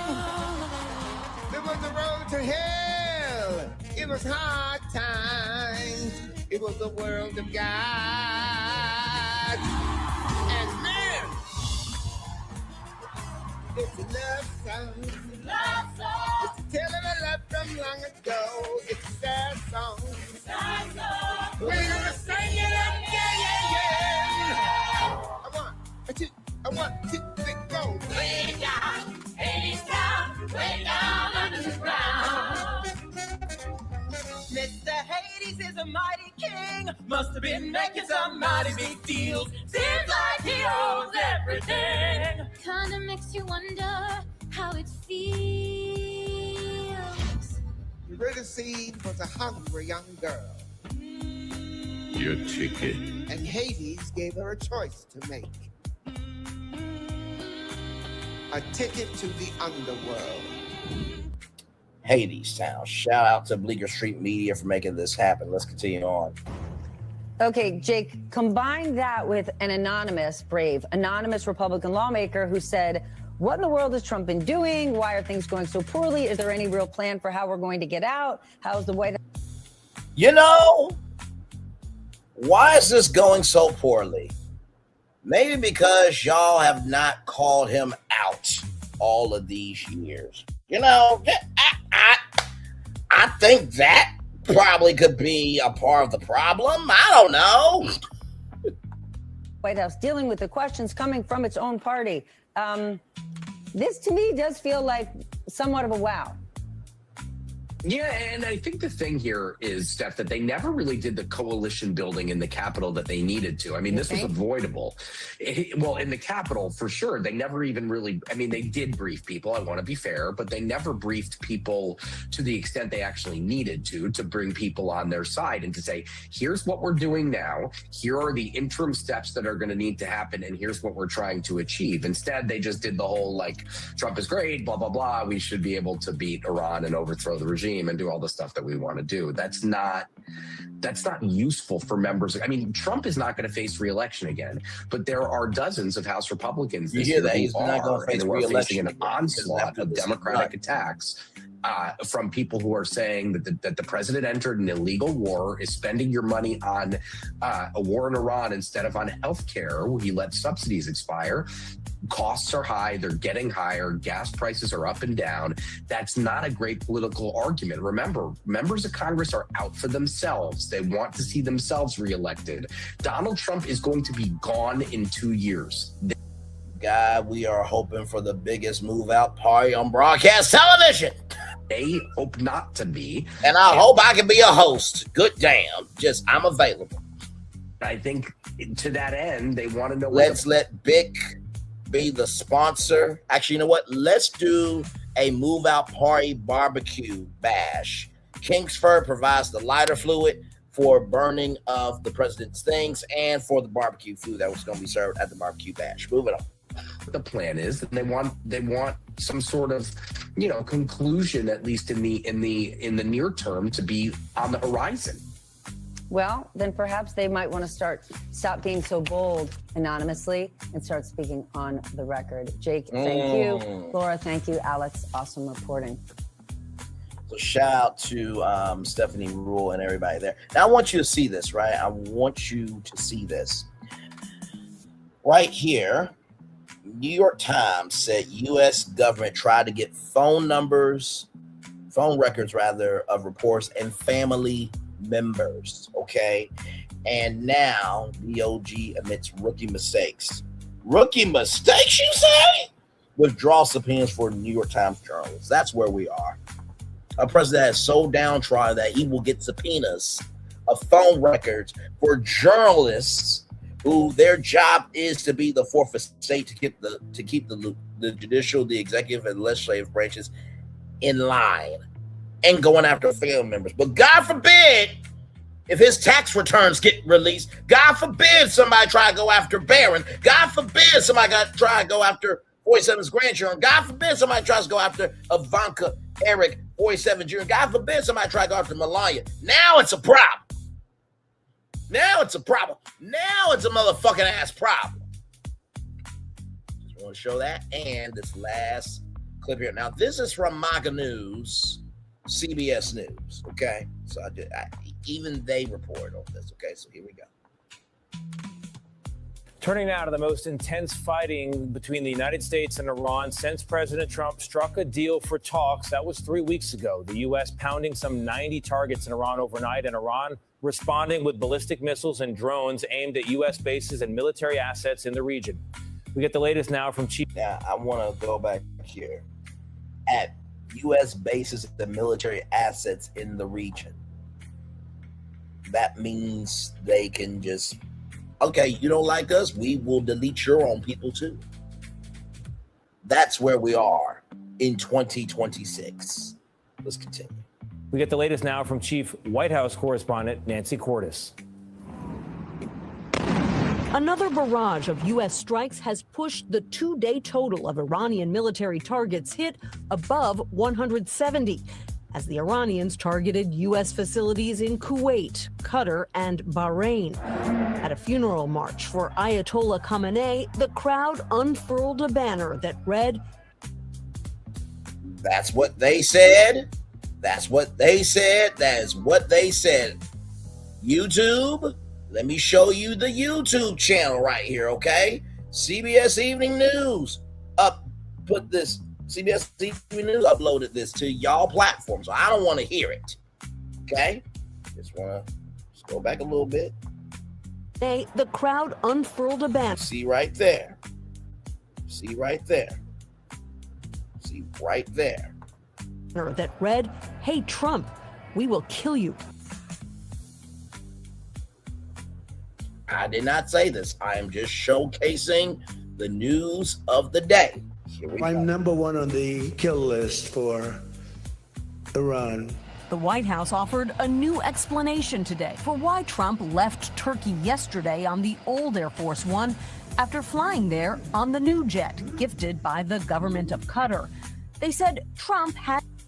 You heard that correctly.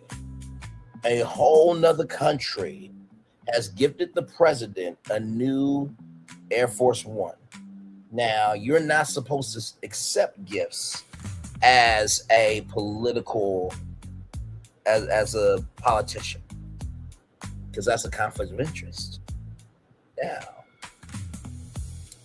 that old U.S. Air Force that was built in the United States.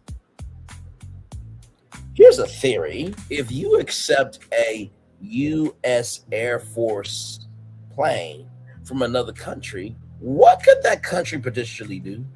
Hey, rig this whole thing to listen into the president and everybody. You don't think that happens?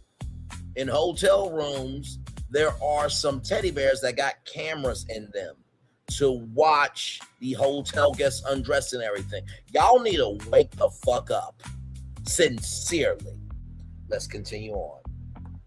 I can't believe it. You accept a whole plane not knowing if it's bugged or not. Just has many enemies, and we use every tool at our disposal, including distraction and misdirection, to address those threats. So, wait a minute. So, you guys are admitting that you guys put out distractions and misdirections to avoid saying what needs to be said and handling what needs to be handled and owning up to what y'all need to own up to. Listen, I'm just reporting the facts as they are. Let's continue on. Those threats. CBS News has learned it was the Secret Service that advised Trump to take the old Air Force One after hostilities reignited in Iran. If there's actually a war in the region going on, you actually have to take care of the chief executive, and that requires a proper, fully missionized aircraft.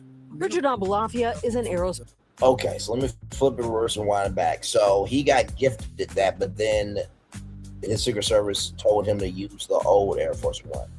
Okay. My bad. That was a decently smart move, but knowing the president, he probably didn't want to do it. So still, I was right in the fact that he would take a gifted Air Force One from another country that they could have bugged the plane. My God. What makes you think that the new Air Force One isn't fully missionized? The amount of time and money that they've put into it is frankly laughable. Coming up with an incredibly elaborate communication suite that allows encrypted communications with U.S. and allied battlefield commanders all over the globe. This is a many-year, many billions of dollars undertaking, but that's not what happened here. What happened here is that the U.S. Air Force spent about 1 year retrofitting the jet, so Trump was able to use it for the first time last week, just in time for the nation's 250th birthday. Tony? Nancy, thank you. If you are everything that you need to know, all right, when it comes to the president of the United States. All right, let's continue on. We do have more Braylon Lee's Virtual Tour Live coming up right from this space right here and right now. Let's talk about Howard University. Shout out to the New York Post here. Hundreds of Howard University. Hang on. What in the world are you being extra? There we go. Hundreds of Howard University freshmen unenrolled over unpaid bills weeks before fall semester. As you can see, 391 comments. I'm not reading all those comments, but I just want to show you the vitality of this destination. Okay, here we go. We will wait there. And Homer Bash, good to see you. By the way, Homer Bash was in Cleveland. Now she's in Washington, D.C., a great journalist. So we'll watch that report here in just a little bit. Shout out to Homer Bash. And shout out to Fox D.C. They seem like they're a really good station for sure. Got a lot of soul to their news team. All right. Hundreds of incoming Howard University Howard University students from across the country were blindsided just weeks before the start of school after learning they have been unenrolled over unpaid bills. Freshmen were informed this week that they have missed a July 10th payment deadline and will not be allowed to attend the upcoming fall semester at the private HBCU school in Washington, D.C., ABC 7 reported. Students were set to start moving into their on-campus housing August 3rd, while fall semester begins on August 17th. So Isabel Williams, who is right here, was one of the students who received the news that she had been unenrolled by the university. Isabel Williams had her truck packed and was gearing to take the long trip from her home in Alabama on Thursday to start her internship with the school's football team next week, where her dream school informed her she was unenrolled. Never in my life have I been so disappointed, Williams said, tearful video on Instagram. Never in life have I gotten so far and worked so hard for it to be stripped away from me on a random Wednesday. I want to watch that video to give some love, grace, and space to the sister right here. So give me a moment. Here we go.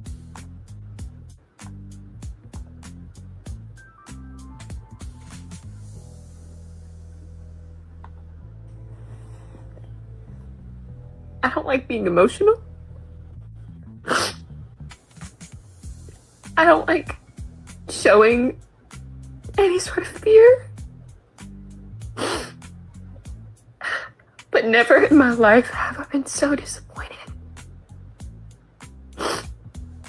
Never in my life have I gotten so far and worked so hard for it to be stripped from me on a random Wednesday, when I was promised and told by people that what I was doing was okay, that everything was fine, and that my scholarships could come through later. And then I'm suddenly unenrolled from a dream school, from a school that I worked so hard to get into, to afford to go to, because my mother wasn't able to continue her education there for the same reason. My God. This is unacceptable. I'm not accepting this. As I put in my notes, still we rise. Amen. Please be kind. Please be kind to me. Please be kind to the students going through this. Please be kind to yourself. If you're currently a student, or if you're an incoming one, or you were supposed to be an incoming one, things work out. Things will work out. I promise. I promise they will. But that doesn't mean it's not hard. But I'm hoping that I can get through this. And I hope that this can be motivation to everyone and anyone that bad things can happen and we will still rise. And the sun will come up the next day. And I'll still be able to help people the way that I want to. Because nothing will stand in the way of my light. Amen. Even if it feels like it is. I love you all. Wow. I love you all very much.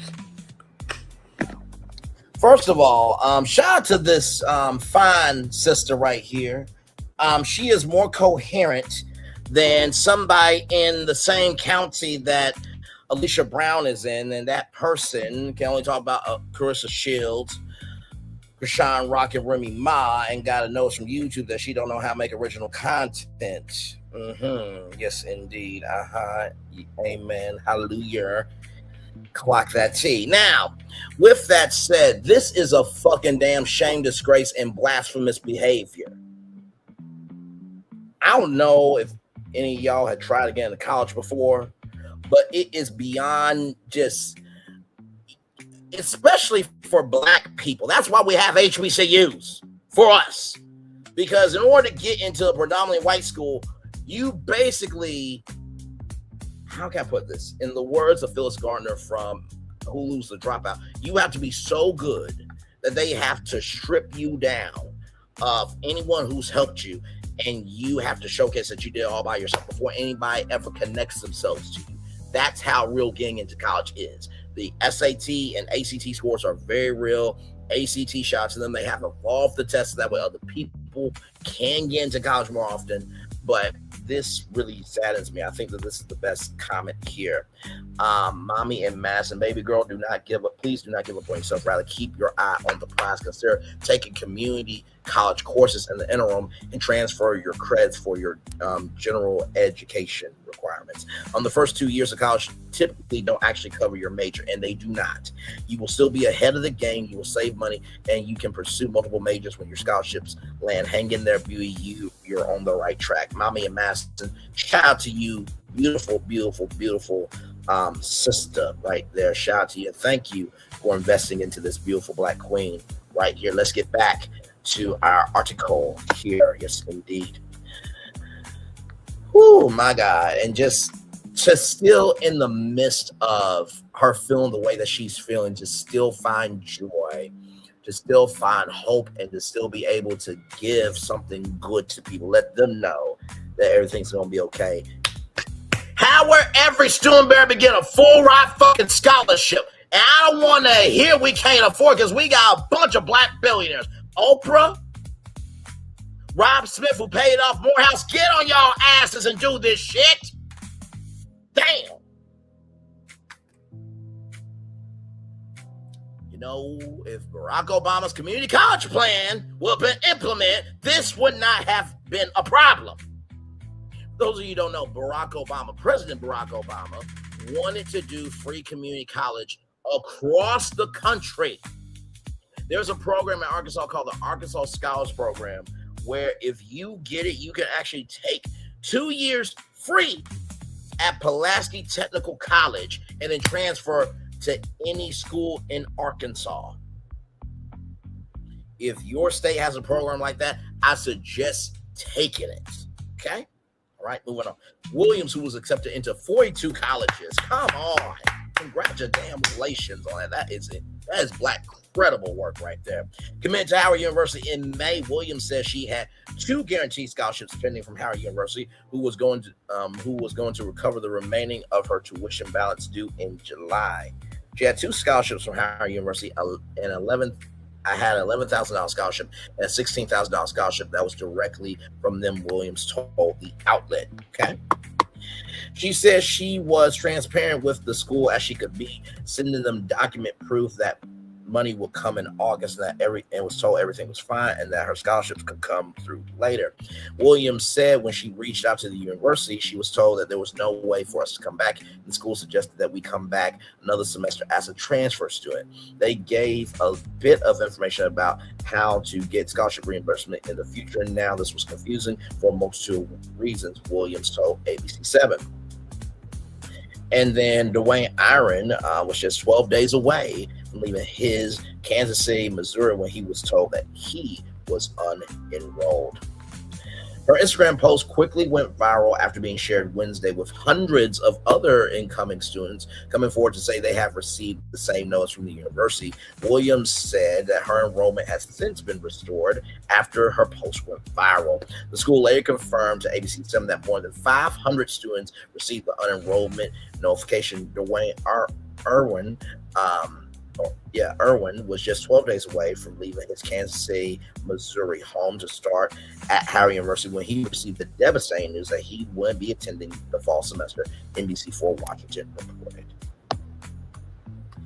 Another incoming student, Marley Coltonfield, sorry if I'm butchering your name, beautiful, says she checked her account on July 11th to only find her balance was negative, meaning she had more money in aid and scholarships than she owed in tuition. That the university owed her the difference.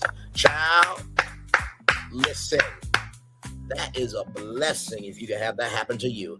I graduated early. I had graduated my junior year and had a 4.0 come through. That's amazing sauce there. I did all of that just to get into Howard University, and now I can't go to Howard University.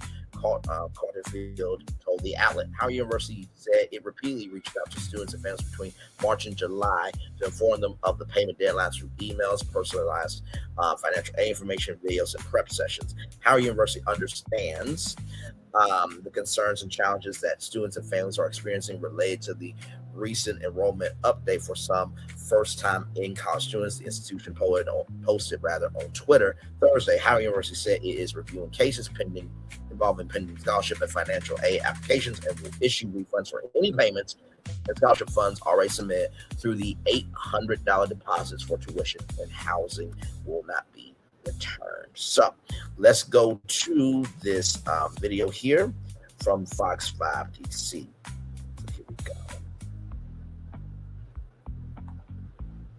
Saying students told their college dreams could be on hold. The university sending out emails to freshmen telling them they have been unenrolled for not paying tuition. But students say it's a big mistake and that Howard has some major explanation to do. Tom Fitzgerald's live at Howard tonight with more on what the students are saying. Jim Homa, good evening. We spoke to a lot of these students today. They are devastated, they are frustrated, and they say they are fearful right now that their goal of attending one of the most prestigious HBCUs in this country might not happen at all now because they were just days away from moving into campus, and now they are getting emails telling them that they were unenrolled from this university. So take a look at this. This is the email that was sent out to scores of Howard freshmen. It says that they missed a July 10th tuition deadline, so they have been unenrolled from the class of 2030. Now, students have been reacting sharply to this, sharing their personal stories on Instagram. A lot of them tell Fox 5 that they believe this email is in error. They are waiting on scholarships. Some of them are waiting on military benefits or financial aid that they say will not be posted to their accounts until August 1st. Freshmen like Isabella Williams and Dwayne Irving tell Fox 5 right now they are desperate for answers. I quite literally went in person for orientation to make sure that I was okay.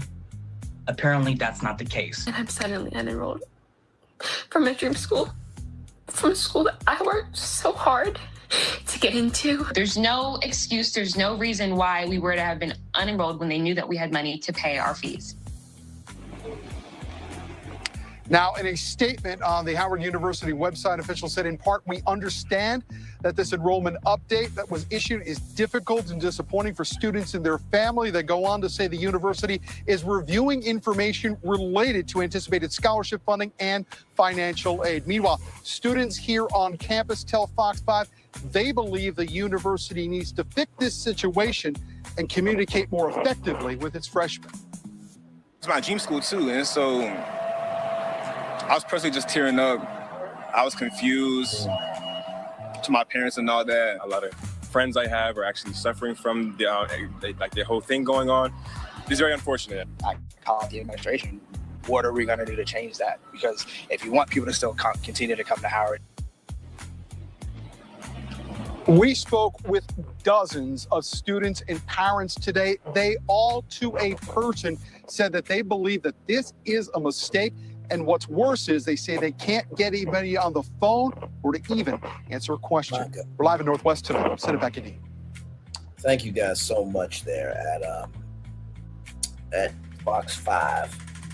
And by the way, did I mention that Howard University also had a dorm with mold in it? Yeah, that happened. That did happen. Let's go with the Griot here. Shout out to the Griot for this. Thank you so much, the Griot. Howard University releases statement about unenrollment emails sent to incoming freshmen. In a statement shared with the Griot, the HBCU addressed the growing discourse surrounding the incoming Howard University freshmen's enrollment. Hundreds of incoming freshmen at Howard University and their families have been feeling anxious about the back-to-school season after receiving an email regarding their enrollment status. As previously reported by the Griot, students and their families turned to social media on July 22nd to express their concerns after receiving a message from the university that read, end quote, "We are writing to follow up on your interest in attending Howard University. The July 10th, 2026 deadline to make sure your tuition payment or payment arrangement to secure your enrollment has passed. As a result of this missed deadline, we can no longer hold your place at Howard University's incoming class. The payment deadline was communicated in previous notices and reflected in your student financial account." as students and alumni across social media have shared their thoughts, frustrations, and grievances with the situation, the way it was handled, the Washington D.C.-based HBCU released a statement addressing the enrollment update. So right here, first time in college students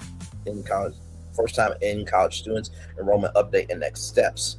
Additional guidance for students and families. Right here, Howard University understands the concerns and challenges that students and families are experiencing related to the recent enrollment update for some first-time in college students.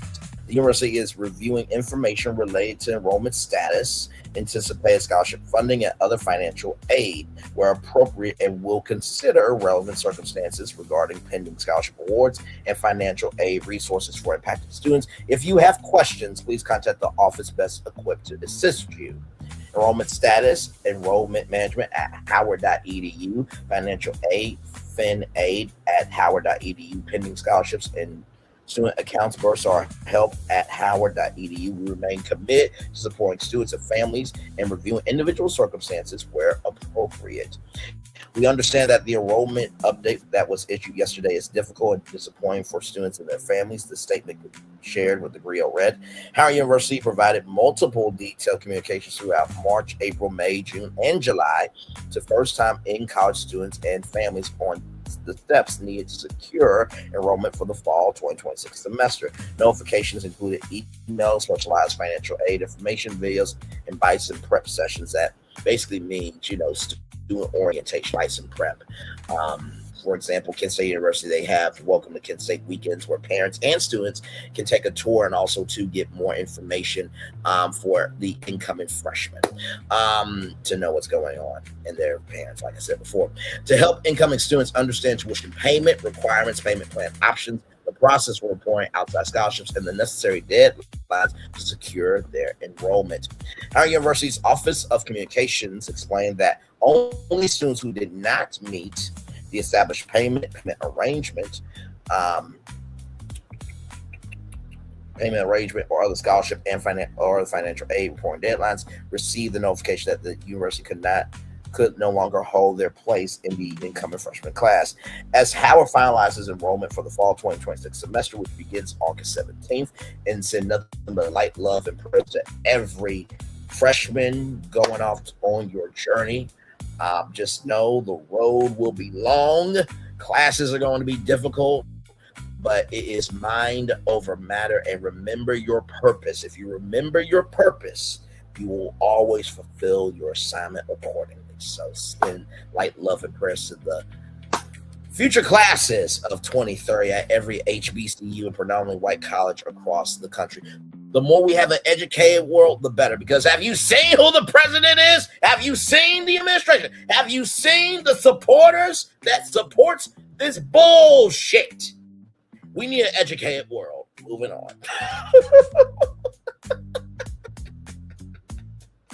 Confirming enrollment is essential to planning academic programs, housing, financial aid, and student support services the university shared. We recognize that some students with pending outside scholarships and other financial aid resources may have been impacted by the recent enrollment update. The university is reviewing information related to anticipated scholarship funding and other financial aid where appropriate, and will consider relevant circumstances presented regarding pending scholarship awards and financial aid resources. Many students impacted by the enrollment changes report inconsistency in communications about payment debt timelines, and advice received from representatives at Howard's bursar's office. One day you will see a payment date in August, and then out of nowhere, my roommate had texted me and said, "Oh, there's a payment due July 10th," and this was in June. Kendra K, an incoming freshman from Atlanta, Georgia, shared recalling representative from the bursar office telling her she was all set for the semester. She said I was all covered and that I didn't have to make a payment plan or anything. So even though I would see on my portal that I had a balance, she just said to ignore it because I was all covered. And I know I'm supposed to check all my stuff, but that's what I did, and I was just misled, she added. I'll be honest, my mother back in 1984 wasn't able to continue her education at Howard either. Great grades, amazing community service, but because she didn't have the funds, she continued. I worked to make sure that I did. Now I'm continuing on a legacy that my mother wasn't afforded. Let's see here. What happened to carrying the next generation of Black leaders? Do you want leaders or do you want followers? Oh my God. I love our people. Do you want people who are succumbing to their finances or succumbing to racism, bigotry, sexism, ableism, and everything else that the president, his administration, his support? Or do you want people who uplift themselves and others? You can only have one choice. Those students report struggles reaching the university administrators when calling to get clarity or find a solution for the situation. Howard University encourages students with questions about their enrollment status to contact the Office of Enrollment Management at enrollmentmanagement@howard.edu. Students with general questions about Howard University scholarships and other financial aid to contact the Office of Financial Aid at finaid@howard.edu. And students with questions about pending scholarships and student balances to contact the Office of the Bursar at bursarhelp@howard.edu. My God, our last article about this here. What happened to Truth and Service? Incoming Howard freshmen speak out after sudden enrollment emails from the GRIO. Incoming Howard University freshmen say that they were unenrolled despite believing their financial aid grants and scholarships covered their tuition. Back to school season is around the corner, and this week, as incoming college freshmen have been shopping for their dorms, Howard University reportedly shocked hundreds of students by sending them emails stating that they have been unenrolled from their classes and the university due to unpaid balances. In light of the shocking news, parents and students alike took to social media to raise awareness of the matter and hopefully get answers. So here is a TikTok here. Hi everyone, my name is Chrisette Jones, an incoming freshman at Howard University. At least I was. Today, me and several hundred others of incoming freshmen at Howard University was unenrolled from the university today. The reasoning in an email was unpaid tuition balances. Every student's situation is different. My situation, I only owed $9,000. And I personally was having issues on the website where we pay our tuition balance. And I wasn't able to pay until today. But in other student situations, they still had scholarships pending, military benefits pending, and we are currently 2 weeks before we have to move in. Tell me, Howard, what am I and hundreds of other students supposed to do now? In no email have you warned us that there will be unenrollment if we didn't pay our tuition by the July 10th deadline. To all my other Howard incoming freshmen, I'm here with you. We're all together and we're all going to get through this. You know what's really inspiring to me? That young people are more sensible, kind, and understanding than grown folks who are supposed to be elders. Than elders who know the totality of a person, but yet threw them away just to be a slut for somebody who calls hell, destruction, and thirsty toxicity. Oh, I'm sorry, that is thirsty toxicity. And then when information comes out, they are silent. Not because they were silenced, shout out to Oprah, but because they were silent in their complicity with thirsty toxicity. Interesting how facts change. And when the facts change, then we want to move the goalposts. How interesting is that? Shout out to the young people for being so loving, kind, and gracious to each other through this process. I wish some elders could be as grown as these young people. Boost and spend that shit, but yet not wanting to spend that shit investing in the future of what we can be as Black people. Child, get the fuck out my face. All you elders. Well, not all y'all. Some of y'all are good elders, but not every elder is a good elder. Just like every young person is not a good young person, okay? So if it doesn't apply, let it fly. But if you let it fly, it must apply. Moving on. Through every student's financial aid situation, though every student's financial aid situation is different, they are reported receiving an email on July 22nd that read, "We are trying to follow up on your interest in attending Howard University. The July 10th, 2026 deadline to make sure your tuition payment or payment arrangement to secure your enrollment has passed. As a result of this missed deadline, we can no longer hold your place at Howard University's incoming class. The payment deadline was communicated in previous notices and reflected in your student financial account. And by the way, that's to all the men too of what I said. Some of y'all men who are elders like Uncle Luke and Trick Dad, some of y'all do not deserve to be elders either. I'm equal opportunity. Okay? All right, moving on. Now, we recognize that circumstances can change, and we appreciate the time and interest you invested in Howard University. Although you will not be able to enroll as a first-time in-college student for the upcoming term, we encourage you rather to consider applying as a transfer student to Howard in the future. However, for students like Kendra Kay, an incoming freshman from Atlanta, Georgia, the payment deadline was reportedly not communicated. In an interview with the Rio, Kendra shared that after submitting her enrollment deposit, she noticed inconsistencies in the university's communications about when payments would be due. One day you would see a payment date in August, and then out of nowhere, my roommate had texted me and said, "Oh, there's a payment due July 10th, and this was in June," she shared. Naturally, she and her family called the HBCU's bursar's office to handle any outstanding payments. Fortunately, we were able to reach them and communicate with them, because I know a lot of students that are going through this couldn't even reach the financial aid office to get clarity on their situation, which is also probably why they got unenrolled as well. She recalls her family calling their offices twice, once on July 2nd and again on July 8th. During the call on July 2nd, she says a female representative from Bursar's office told her that she was covered for the semester thanks to the grants and scholarships she had received from the HBCU. She said I was all covered and that I didn't have to make a payment plan or anything. I asked her, like, okay, I keep getting emails. What do I need to do? And her response was like, oh, no, you're all covered. Just wait for your stuff to roll in, Kendra shared. So even though, like, I would see on my portal that I had a balance, she said just to ignore it because I was all covered. The advice, she said, was echoed to both her and her father when they called in the following days. And reportedly, she was not the only one to receive this news. Kendra noted that one incoming freshman said their advice was to encourage them to make a payment to secure their spot, even though they were technically covered by grant scholarships, etc. I found out yesterday that I have been dropped out. I was supposed to move in on August 6th. And it's one thing, yet they messaged me the day after, like on July 11th or the 12th. But they decided to email me literally 13 days before my move, and she shared. I know I'm supposed to check all my stuff, but that's why I did. I was just misled. For 18-year-old Isabella Williams, the news came hours just before she was scheduled to travel from Alabama to Washington, D.C., where she was supposed to move in early to start her media internship with the HBCU. It was not until she came home from a final hangout with friends from her hometown that she learned she had been unenrolled from her dream school.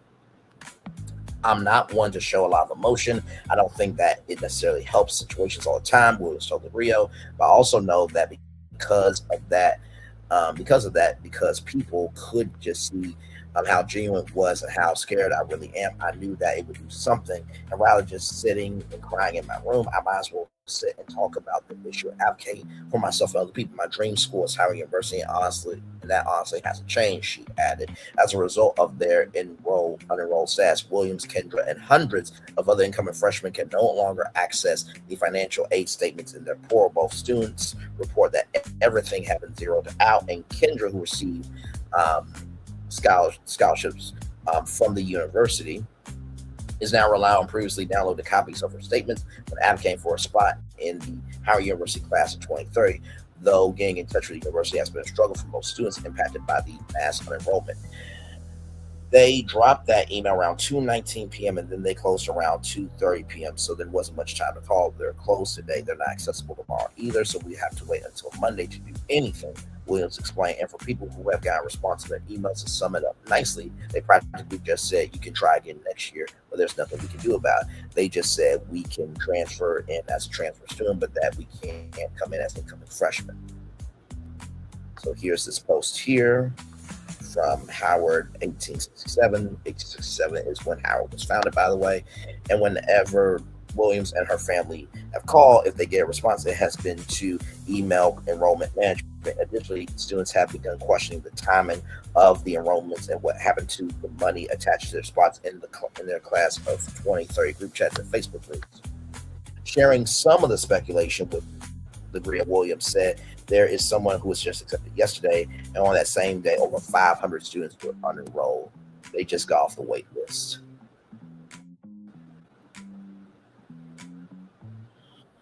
Okay. And the majority of us have money from Howard, but we're also provided our own external scholarships, like the Thurgood Marshall Scholarship Fund and UNICEF. Shout out to Mackenzie Scott, who has been donating to HBCUs out the wazoo. And that's why we should support nonprofits, whether it is Black, whether it is white, whether it's Indian, whether it's Puerto Rican, what have you. Making way for Black students and minorities to go to college. We should be supporting those organizations. And I get what some of you are saying. I don't have the money. Word of mouth is still the most powerful tool of media. It still is. Even though I can't pay for the class of 2030, I know some Black billionaires better be opening up their fucking pocketbooks today and clarifying, making it do what it do, and handling this shit today. And Oprah, you built a whole school in Africa for those young women, and shout out to you for that. I will never deny the greatness of Oprah, and she has also made scholarships for Morehouse Collegemen. I need you and a coalition of Black billionaires to take care of this class. Moving on. Listen, you cannot be that high up and not recognize when you need to put your foot in some shit. You know what? Let's spin that shit. Let's spin that shit. Let's spin that shit into investing for Black students and minorities. Not spend that shit boosting, stealing, and killing and deleting and trying to erase people like Young Miami is doing. What? The Young Miami fans gonna get on to me? Oh, don't give a fuck. Already did live where I show NDIRE is the overall winner by facts. You don't like it? Talk to Trick Dad. Oh wait, he's a fucking trick. And Uncle Luke is closer to the casket to die than at the cradle to start life to become something important out of his mother's vagina. Moving on. My Lord Jesus. And the majority of us had money from Howard, but we're also providing our own external scholarships. So it wasn't an issue that they didn't have money to give. We had our own money to give. The Grill cannot independently verify claims of increased scholarship awards or waitlist admissions, and Howard University has not publicly confirmed how many students received the unenrollment email, as the university has not responded to requests for comments on the matter at the time of publication. The uncertainty, speculation, and responsiveness, Williams says, have sparked sentiments of grief, frustration, disappointment, and more among the incoming freshman class, leaning heavily on each other for information and support. Williams says she is using her viral video to advocate for the entire class of 2030. You are not in our situation. You don't understand it. Even if you've been, we're all different people, she said, addressing the social media critics. The only reason why they're critics is because, sweetheart, they don't have anything going on in their life. That's the only reason why they're criticizing. But God forbid if don't try to go back to school, they'll be wanting you to advocate for them. What? And I know what y'all think. What, Bray gonna lay into Trina? She advocated for spending that shit. I'm not gonna lay into Trina because Trina's an actual legend. Okay? All right. Trina actually gives a fuck about Black people. If we had to save the world from being dead, aliens taking over, laser beam on the globe, we would send up Young Miami and save Trina. Okay? Moving on. What you want me to do? And all the women that are supporting Young Miami, you got the right to support. But make sure when you do what Young Miami said in that song, to Trick Daddy, Uncle Luke, and every man supporting that song, y'all do what y'all do in that song. Make sure Young Miami is putting some on your books. Make sure she's bailing your ass out. Make sure she's paying for the lawyers. Okay? All right, moving on. I just cannot deal with in delusions of grandeur. I can't. I'm also not trading comfortability for affordability. That's not how that works. A lot of people said that they want to go to Howard or to other HBCUs because, for one, they do not want to be the minority, especially at this time and really any time in our country. We've had so many issues and issues ongoing.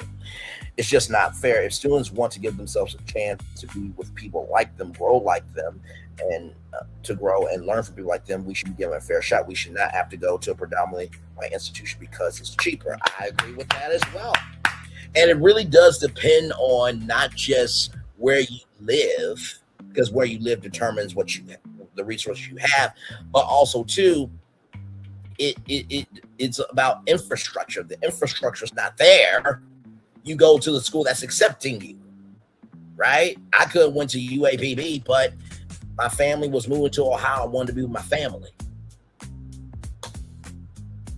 And here's the gag. You ready for this? Just because you go to a predominantly white school does not mean anything. You still have to do the work. But here's the biggest thing.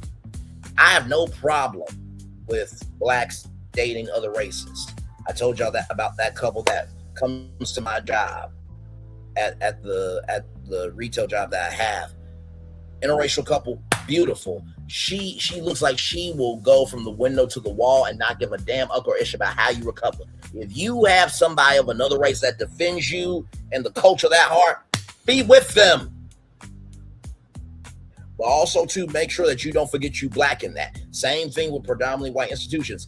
If you're a black student, you went to a predominantly white institution, make sure you don't forget that you're black in how you move and how you invest and how you are rising through our culture. That's the only thing I say. Moving on. We should not have to go there just because we can get a minority scholarship. That's not how that works. It's our lives, especially it's our black lives, and we should be comfortable in our skin wherever we go, but especially at an HBCU.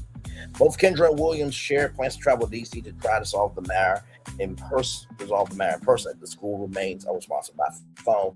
When asked what she would tell Howard University administrators handle the matter, Williams asked what happened to truth and service.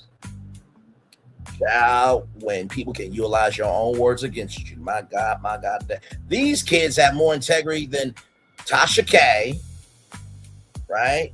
Nicki Minaj, Milagro Grams, Always a Loser, and D.O. Whisperer, which, by the way, that is the Tasha K morning show, never coming soon. Okay, with Beth being beautifully honest, being a producer. By the way, she will also not be a producer on that show because it's never coming. Moving on. I'll be honest, my mother back in 1984, she wasn't able to continue her education at Howard either. Great grades, amazing community service. Because she didn't have the funds, she continued. I worked to make sure that I did, and now I'm continuing on a legacy that my mother wasn't afforded. What happened to carrying the next generation of black leaders? Do you want leaders or do you want followers? Do you want people who are succumbing to their finances, or do you want people who will uplift themselves and others? You can only have one choice. You can't have both. It's just not going to work. So if you want to lose what you built, then sure, go ahead. But I don't think that's the path that any of us want to take. And by the way, did I mention that Lady Rowe will be an executive producer on the Tasha K Morning Show? That will never be happening. I forgot to mention that too. I'm just going to say this. Kamala Harris was president. This will not be happening because she went to Howard. She would have been doing HBCU reform. Oh, no. Everybody else just had to vote for a dumb white bastard. On November 4th. And now you got people leaving the MAGA movement. No. Your ass is branded for life. We will make sure the husbands and wives and the children are okay. Fuck you. That's where I'm at. Now, of course, my mother would be like, Braylon, now, you know, those are human beings and everyone's got the right to free will, this, that, there. No. If y'all raise me to be responsible for what I gotta do, or what I've done in my life, then they gotta be responsible too. I'm not gonna move the goalpost just because they elected themselves to suffer. And I love you, mama, very much. You know that.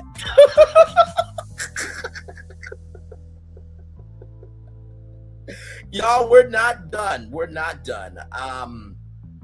Speaking of education, let's talk about this because this is some news too. Give me one moment, y'all. Like I told y'all, we had a jam-packed show today. A the jam-packed show, stream, tour, what have you.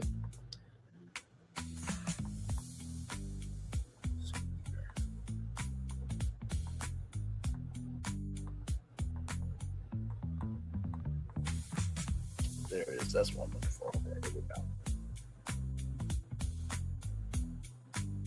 So let's talk about this, y'all. Here we go.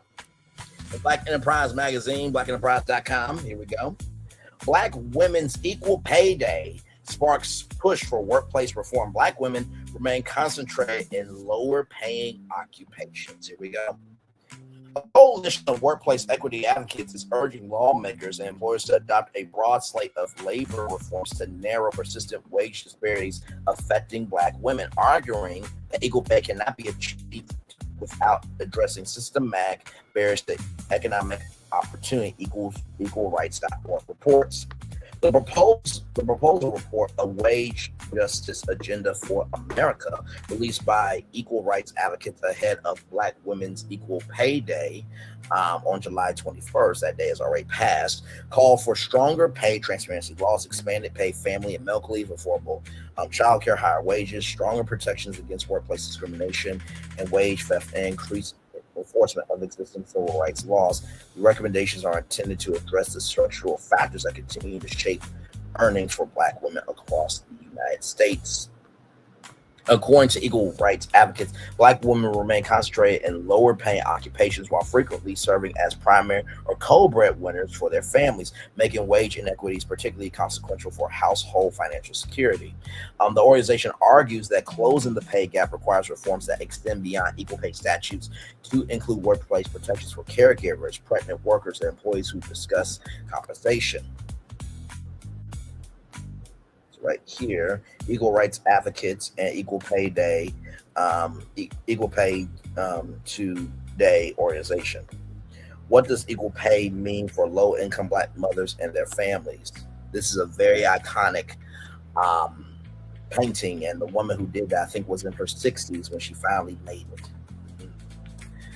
July 21st is the day we recognize how the wage gap impacts Black women in the workplace and take action against pay discrimination. Economic studies find that Black women are often the main breadwinners for their families, but the wealth gap in this country severely impacts Black mothers who are already economically vulnerable.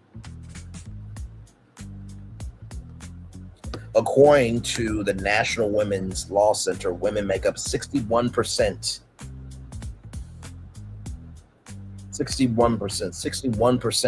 of the low paid workforce. 54.2% are women of color. Additionally, Black women are overrepresented in low paid work. Nearly half of mothers working in low paid jobs, 47.7%, live in or near poverty, with 19.0% living in poverty. Among Black mothers, well over half live in or near poverty. Black women earn just 68.3 cents for every dollar earned by white men. This gap widened in 2025. What you can do to help? We can't resolve workplace discrimination if employers get away with hiding data. Under 47's administration, the Equal Employment Opportunity Commission, EEOC, which we talked about this show. Yes, indeed. Wants to get rid of mandatory demographic reports for large companies. This means that wage inequality can go unnoticed and unchecked, making it harder for unprotected groups like Black women to sue for workplace discrimination. Help us raise awareness by using the hashtag Black Women's Equal Pay, and join us in demanding that the EEOC protects workers by enforcing demographic data collection. The report coincides with Black Women's Equal Pay Day, the date symbolizing how far into the new year Black women must work on average to earn what white non-Hispanic men earned during the previous year. Equal Pay Day Today, a national coalition founded by equal rights advocates, reports that Black women earn approximately 63 cents for every dollar earned by white non-Hispanic men across all workers, or about 65 cents among full-time year-round employees. Black women continue to be underpaid, undervalued, and overrepresented in low-paid jobs with little opportunity for advancement that lack important work. workplace protections, Equal Pay Today said in announcing this year's observance. Equal rights advocates maintains that comprehensive workplace reforms paired with stronger enforcement of anti-discrimination laws are necessary to improve long-term economic outcomes for Black women and their families. Well, I mean, Mel Mitchell could be the correspondent for the Tasha K. Morning Show. That's never going to happen. Along with Tasha K., Malago Graham, Nicki Minaj, Always a Loser, DL Whisperer, with Beth being beautifully honest, being a producer on the show, and Larry Rowe being the executive producer of a morning show. That's never going to happen. So like I said, what do I think about this? I think it's long overdue that Black women get equally. I think a woman should be president. I would rather have Kamala Harris than this shit. And people don't understand how you live mentally determines how the resources that you have in your life, right? Whatever resource you have determine how you live. And the more that you are secure in how you live, the more your mental health is good. And the more your mental health is good, the more you'll be able to do good in your neighborhood. The $15 an hour is not about being rich. It's not about even becoming wealthy. It's about having stability within yourself.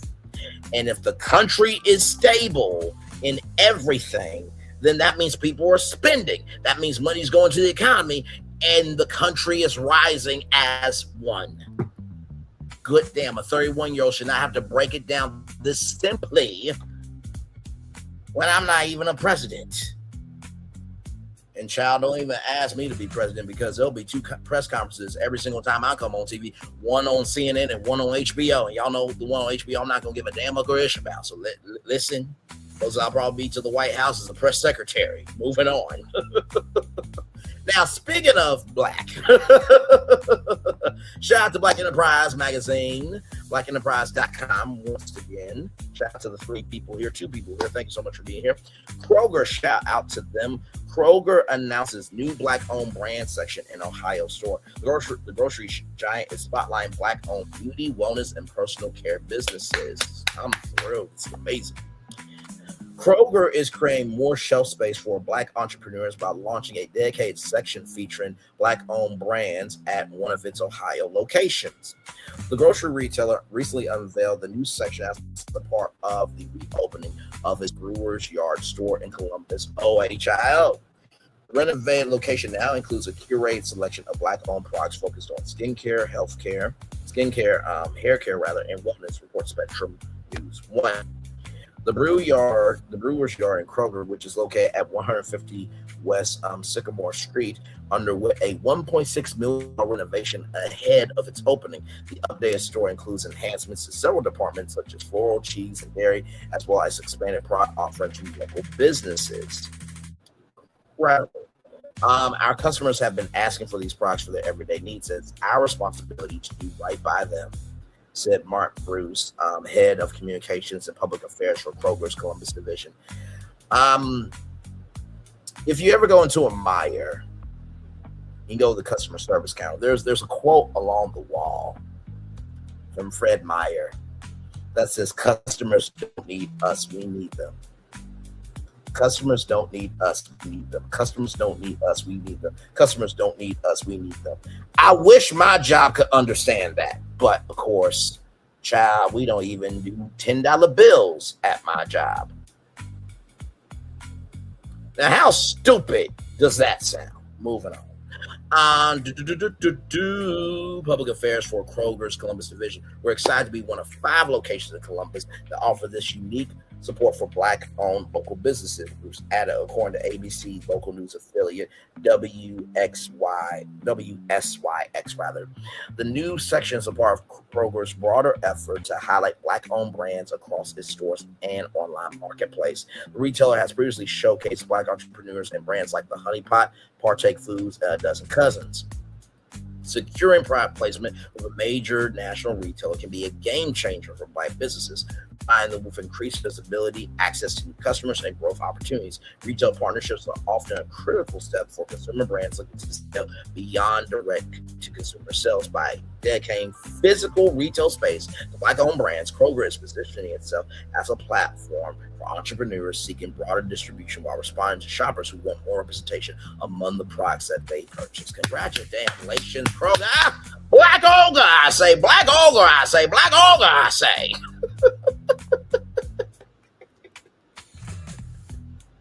But no, sincere, this is absolutely great. And this is why I don't get worried about the world. And this is why we all need a Rafiki in our life. Ow! Look beyond what you see. Like I said, Alicia Brown is in a county where somebody got YouTube knows that they don't know how to create original content, and all they know how to talk about is Carissa Shields, Remy Ma, Krishan Rock, and the only reason why they're covering the content is because their channel is drying up. If it doesn't apply, let it fly. But if you let it fly, it must apply. Now, that's not just to that content career, but that's to a lot of content careers. But also, too, in that same token, there's nothing wrong with talking about those three individuals. But you got to talk about other stuff, too. Caramel Rell talks about those three people. She covers other stuff. Dr. T talks about that, but she covers other stuff. I did say when that show ended, still going on unnecessarily, that broken, dilapidated, and decrepit show on OWN, where Carlos King said producing reality TV is not fun for him anymore. I don't know how he could say that and still have a job or a show on television on, but hey, far be it for me to give an opinion. But I did say when that show ends, this was going to prove who's a real content creator, who's not a real content creator. And some of y'all are showing your slippage, okay? Your wig is not on tight. Needs to be shifted a little bit, in the words of Sheree. Just saying, because y'all, Time is slipping away from me. Yeah. time is slipping away from some of y'all to actually be something in life. Some of y'all, the only reason why you are a success because you have too much free time, but you're not investing quality. You're doing quantity, but not quality. And this is the inside some of y'all mindsets. Watch this. It's not just feeding the hungry only on Thanksgiving. It's not just feeding the hungry only on Thanksgiving. It's an everyday situation. You know what I mean? This is 265 days a year. Some of y'all got a 265-day-a-year mindset, child. It's a damn shame. That is funny. Look at that chat. I care about y'all. 265 days. Where the hell that bitch live at? It's not. That bitch lives in Atlanta. Oh my God. Did you really think? Yeah, I'm ashamed beside myself and disgusted with y'all behavior. Y'all think I would say where somebody live, child? Come on now. I drink my water, I mind my Black-owned business, I go on tour. I mean, just to sum up how I've been moving, how I do move, and how we'll always move. Child Relevant over there doing his thing.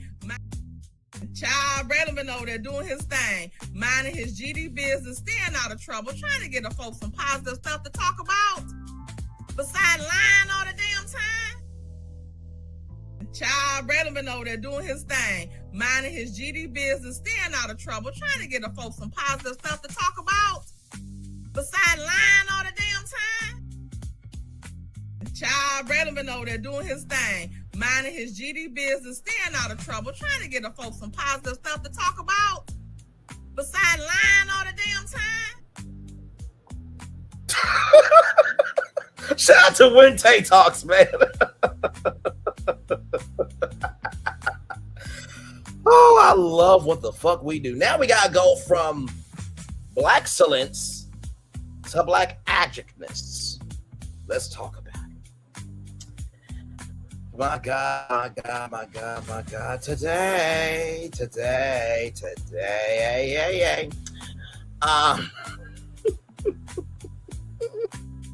Shout out to the New York Post, everybody here. Louisiana, hang on.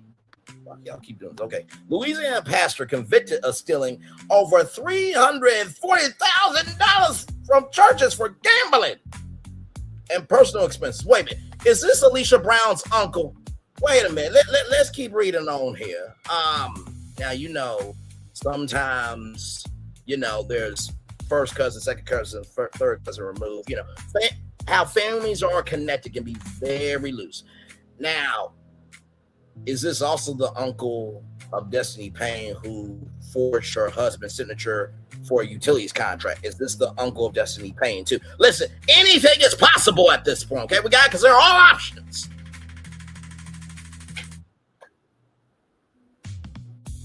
Moving on, a social media savvy Louisiana pastor.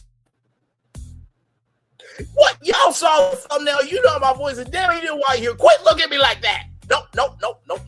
That actually happened with Destiny Payne. I am not making fun of her. I reported a fact. Okay? I'm gonna be fair. Stormy Steele also was doing some shit too. So this could be the uncle of Stormy Steele. This could also be the uncle of Letitia Scott, who couldn't pay for something at Walmart. Listen, all possibilities are available.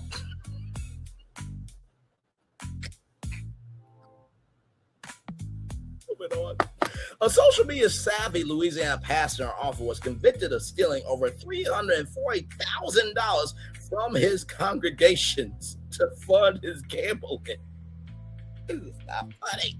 And personal expenses. Dale Sanders, 56, was found guilty of a 25-count indictment charging him with wire fraud. Okay, listen, I did say this could be the uncle of Destiny Payne, and then he's charged with wire fraud. Don't get mad. Don't. Why are you getting mad at me? Good Lord. Access device fraud and obstruction of a federal investigation after a 5-day jury trial last week. Now, Destiny Payne didn't go on a federal trial. Do I would. Listen, I'm going to be shady. I'm going to be factual. Okay, in my shade. But is it shady if you're being factual? I think not. Moving on. According to the U.S. Attorney's Office for the Eastern District of Louisiana, Sanders of Kerner withdrew funds once held in one church's bank accounts and transferred them to his own pocket to subsidize his lavish personal expenditures, including gambling, dining, and living expenses. Why does this look like Damon Dash? But he's got his teeth in place, though. You know what? Let me move on. Sanders worked as a pastor at the 5th African Baptist Church in New Orleans, Louisiana. Let by talk roulette, let the good times roll, baby. And 2nd New God Missionary Baptist Church in Monterey. According to his social media, by the way, prayers up to everybody down south. There was a hurricane named Hurricane Bertha. It has weakened. It could have hit New Orleans, or New Orleans rather. So prayers up to everybody down south for sure, according to his social media. He also used a church debit card for unauthorized personal transactions and received cash, goods, and services totaling $340,000, officials said. Now, we don't have any side hoes or coleslaw rather to come out and say he did pay child support. Moving on, officials said the fraud took place between April 2020. Oh hell, it took place during COVID. Did he get a PPE loan in April 2024? According to an indictment, the cash-obsessed pastor, who also provided a falsified record in response to a grand jury subpoena. When you get a subpoena, you're supposed to come in. And if you lie, you can go to jail. Okay. Prosecutors detailed, and this is the church here, one of the churches here. After Sanders was indicted in April, he posted a video to his social media accounts asking his congregants to pray for his enemy. He thanked churchgoers for calling, texting, seeing me in person, telling me that you're praying for me.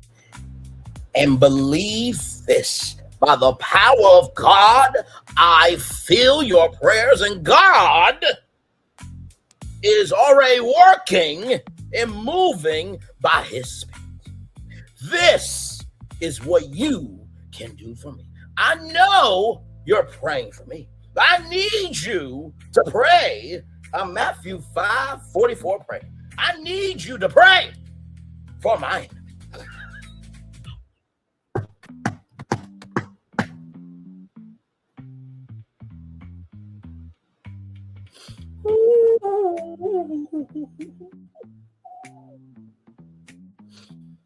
Let the church say amen.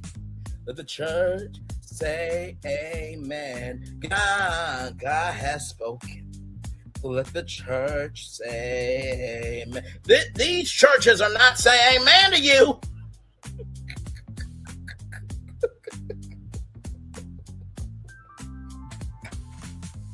The Bible says, pray for them that they despitefully use you and say all manner of evil against you falsely for my name's sake. He continued, if you pray for my enemy, God will not only bless me, but he will deal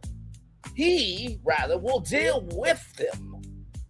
The pastor frequently posted videos on social media delivering sermons and singing during his church services. Like a Bishop Whitehead, and he had jewelry on and he blow it, and then people just robbed him live on stream. Does he have that type of energy? He also authored the book Strut Your Strutter, urging people to be peacock proud. Peacock proud. Is that anything to the Bible? I mean, now, I don't know if a woman who wants a cock to be a pea. I don't know. Okay, you're not talking about that. Okay, my bad. I don't know what this man is doing. Listen, gambling. He probably was with some prostitutes. I mean, listen, we don't know. The word is open to interpretation. Let's go back. Gambling, dining, and living expenses. This could be a Kevin Samuels. He could be living with somebody as beautiful as this one. Well, maybe not as beautiful as this one, but just everything is available as an option. Okay, urging people to be peacock proud of whoever you are working. By the way, I don't know anybody who wants their Glock to be the size of a pea. Okay, so you put 1 plus 2 to make it to equal 3. Okay. Sanders faces up to 20 years in prison, a $250,000 fine, $250,000 fine, and up to 3 years of supervised release after serving time behind bars, and a payment of a $100 mandatory special assessment fee per count. He is slated to be sentenced on August 13th. Child. Now wait. Oh my God. Okay, I got a pastor calling in right now, and he wants to say something here. Okay, now are you sure you want to say something? Are you sure you want to say something on this? Because you should. Okay, all right. Listen, I told him that he should not be commenting on this, but here we go. Go ahead, Marvin. There's 1,000 of you. I said close them doors. Ushers, close the doors. He spent $340,000 on gambling and there's 1,000 and all types of sin and shit. What? Ushers, close the doors. Close the doors. Marvin, close the doors. Shut up. No, what? Oh my God. There's 1,000 of you. I said close them doors. Marvin's wife, can Ushers, please come get your husband. Good damn. Close the doors. Close the doors.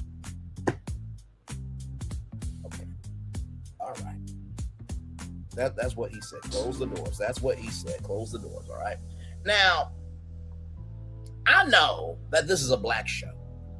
I know it is, right? But we agree that all perspectives matter, right? And I truly believe that there is another person with the name Sanders that has something that they want to say. So, now this person is calling in right now. Okay, Colonel Sanders, what do you have to say about this? Your last name is being slandered by this black pastor. What do you have to say? Colonel Sanders, you want to put all this hot and crispy chicken, fries, and a drink in this box and give it to people for how little? Who do you think you are? Child, that's what Dale Sanders said. Who do you think you are to question me? Colonel Sanders, give your response. I'm a finger licking machine. Okay then. All right. Okay. It's just much chicken for too little. Okay,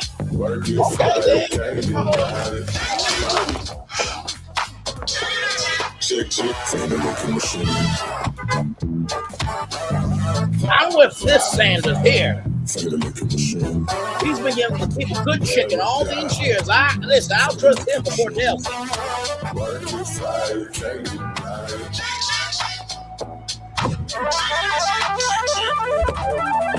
Chicken on chicken. Chicken on chicken. Lick it. There's some jam right here.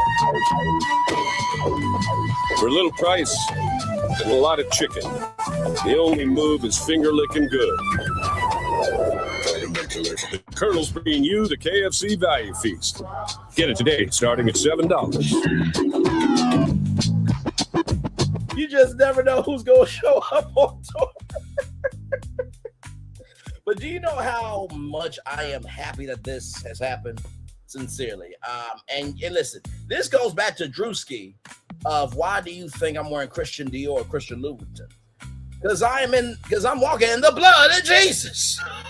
Drewski was right. But sincerely, this is how much I feel at joy, at peace, and at pure enthrallment that Dale Sanders has been charged. This is how good I feel. Reinsurance.com. So good. So good. So good. I feel so So good is everywhere. So good. Well, no one knows exactly where So it started. good. For 70 years, there's been only one way to describe the world's best chicken. So good. So good. So good. Help KFC celebrate 70 years. Get 4 free pieces of original recipe chicken with the purchase of any 10-piece meal or larger. S-O-G-O-O-D good. Yes, indeed. Shout out to KFC now. All right, y'all. Our last destination. We've been rolling today. Our last destination is from Complex. Amber Rose sues Beverly Hills. Shout out to Complex, by the way. Amber Rose sues Beverly Hills Club after a holiday ornament concussion. Inside Amber Rose's Beverly Hills nightmare, the New Year's Eve party, the following ornament, and the concussion that she says left her with ongoing symptoms. Oh, my Lord. Well, hopefully those symptoms allow you to know that you are black and that MAGA don't give a damn fuck or shit about you. But moving on. Key takeaways. Amber Rose is suing Beverly Hills members-only club Gravitas. So basically, you telling people where you go to hang out. Okay. It's operating Moxie Restaurant Ventures and Celios Design after a large suspended holiday ornament allegedly detached and hit her head during the club's 2024 New Year's Eve party. 2024, 2025, 2026, 3 years. Okay, job. 2024 New Year's Eve party. She claims the impact caused a concussion and ongoing issues like headaches, vertigo, memory and concentration problems, fatigue, and emotional stress, arguing the oversized ornament posed an unreasonable hit and safety risk if not properly secured and backed by a secondary restraint. Rose is seeking damages for medical care, rehab, lost income. You are making income? Okay. And pain and suffering, with her legal team saying they prefer a quick and professional settlement. Amber Rose is heading to court after alleging a New Year's Eve celebration at an exclusive Beverly Hills social club ended up with a trip to the emergency room. According to People magazine, people.com, the model and media personnel has filed a lawsuit against members only club Gravitas. It's operating Moxie Restaurant Ventures and Celios Designs, claiming a large suspended holiday ornament broke loose and struck her in the head during the club's 2024 New Year's Eve festivities. The complaint, filed July 21st in Los Angeles County Superior Court, states Rose was seen in a booth beneath the oversized decorative spears when, without warning, the suspended spear detached and fell onto the plaintiff's head. The lawsuit maintains neither Rose touched nor controlled the spear or its mounting system and did not cause or contribute to its fall sheet. Instead, alleges the impact left her suffering immediate head, neck, visual, vestibular, vesicular, I believe, and neurologic symptoms, including dizziness, blurred vision, nausea, confusion, neck pain, and brief loss of consciousness or altered awareness before she was taken to Cedars-Sinai Medical Center. Rose said the incident resulted in a concussion and a series of ongoing health issues, including headaches, vertigo, memory, concentration problems, cervical tenderness, fatigue, anxiety, irritability, emotional distress, and difficulty performing everyday activities. She argues the oversized ornament posed a concealed and unreasonable risk of injuries if it was not properly designed, attached, secure, tested, expected, maintained, and where reasonably required, backed by appropriate secondary restraint. As a result, Rose is seeking damages covering her medical care, rehabilitation, loss of income, diminished earning capacity, and pain and suffering. Her attorney said that they hope to resolve the dispute outside trial, but are prepared to litigate if necessary. Ms. Rose's legal team remains focused on achieving a prompt, professional, and appropriate resolution of this matter. Attorney Michelle Centenares and Fernando Vega, head of strategy operations at BS Trial Counsel, said in a joint statement, "Our preference is to resolve this dispute officially and constructively and in a manner that fully protects Ms. Rose's rights and interests." The lawsuit marks the latest headline a year that has already kept Rose in the public conversation. Earlier this year, she drew widespread attention after taking aim at Ariana Grande and Billie Eilish during a live stream criticizing the anti-ICE activism and questions celebrities who encourage fans to skip work and protest. It was fucking Ariana Grande. She's worth like 250, 300 million, telling people not to go to work. Rose said, "It's like, girl, shut the fuck up. Are you going to give your money to these people so they can stay at home for work? Are you going to give money to help the black community?" But you say you're not black though, right? Oh my God, give me a moment, y'all, because I think I might have a solution there.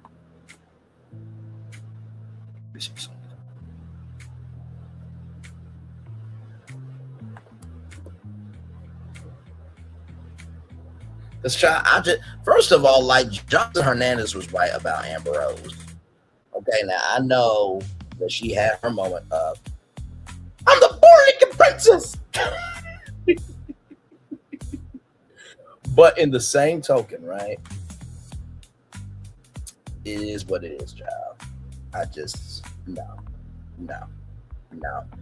You cannot do how can I put it? You can't ask for construction when you cause destruction. I've said that many times before. Hang on, y'all. Give me a moment.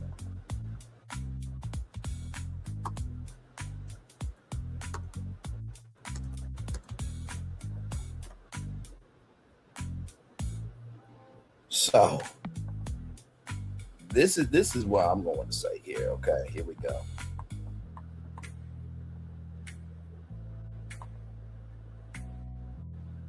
Because this is what I think you ought to do.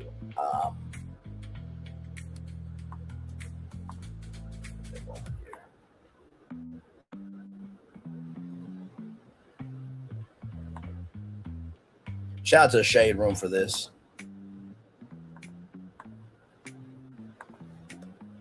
Amber Rose, this is what you need to do, okay? Shout out to the Shade Room, like I said. Here we go.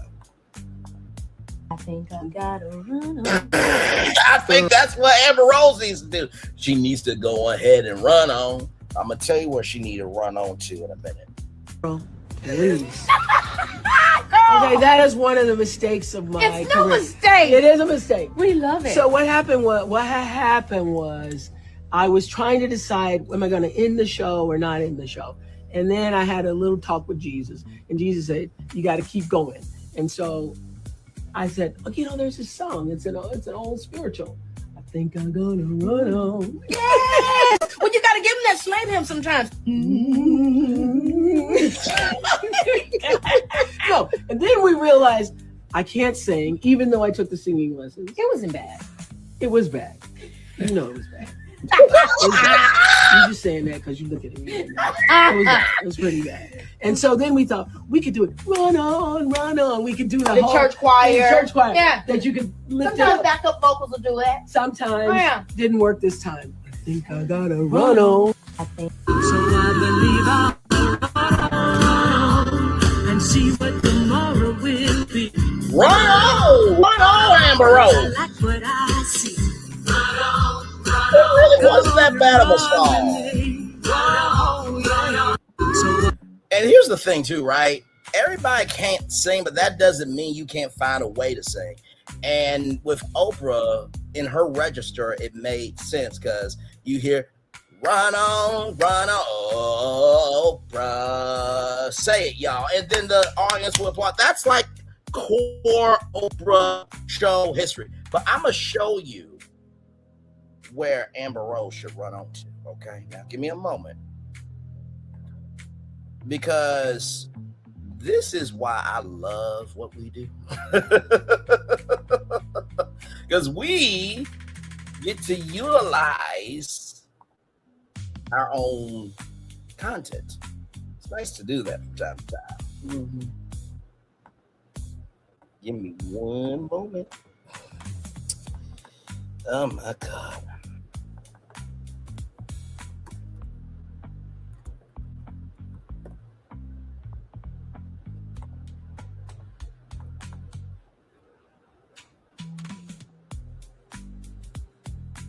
One moment, y'all. Because I know exactly who she should run on to.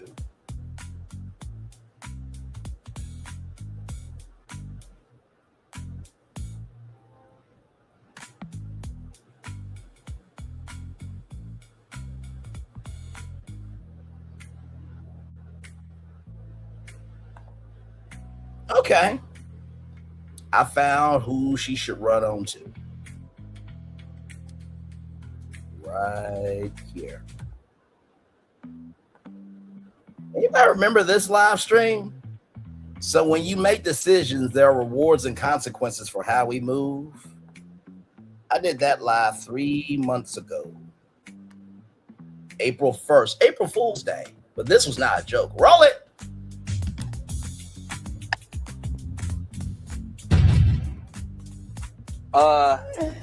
Part of the Republican Party. That's right. Former Democrat, former liberal. Yeah. I was a liberal Democrat my whole life. Is that because the bag has got so intense and so heavy that you had a whole nother, you up there with the elite now? Or? Not even close. Not even close. Democrats don't care about black people. And they don't care about people. They don't care about people of color. Now, let me go back. See, this is why you got to be careful. The culture is we are the CBI, the Cultural Federal Bureau of Investigation. So when you were talking to Nick Cannon, did you have a headache during that conversation? Did you have any vertigo during that conversation? Did you have memory and concentration problems during that conversation? Did you have cervical tenderness? Did you have fatigue? Did you have anxiety? Did you have irritability? Did you have emotional distress? And did you have any difficulty performing everyday activities when you were talking to Nick Cannon? I think you need to run on to Nick Cannon. Let's continue. And the Republicans do, and that's the misconception. And you know what? I agree with you 100%. Thank you, People man. don't know that the Democrats is the party of the KKK. Yep. People don't know that the Republicans are the party that freed the slaves. Yep. I mean, both of you and I have some conservative views. You just a little more outspoken about it than I am. And I don't subscribe to either party. I rock with W.E.B. Du Bois when he said there's no such thing as two parties. It's just one evil party with two different names. So Yeah, I mean, look, I listen, I'm not married to any party. right. I voted for Donald Trump because we had two options and he was definitely by far the better option for us. And as of now, I agree with a lot of things that he's doing. But cleaning house. Yeah. He But doing what he said he was guess gonna what? do. If there's a time where I don't agree, I'll say I don't agree. Yeah. I'm We not. got the Gulf of America now. Period. He charging, he's like the club. He charging a $5 million bottle service fee to get into the country. I know. Listen. But guess what? Nick Cannon, Uxwood 47, huh? Now, I just want to go back here for a minute because during that live, I brought up the Nick Cannon Midnight Collection with Melody Cherie. And I got called everything but a child of God when I was just trying to say, hey, this is something you should be concerned about. But I guess when you're trying to call out something to help somebody, I guess you the criminal. But yet that person was connected to somebody who ucks with 47, and 47 doesn't uck with her customer base. But hey, listen, moving on. Child! That is all I got for y'all. So a couple of good news stories here for y'all. Just want to show y'all this. Now, of course, this is some big news. So I want to show y'all this. Here we go.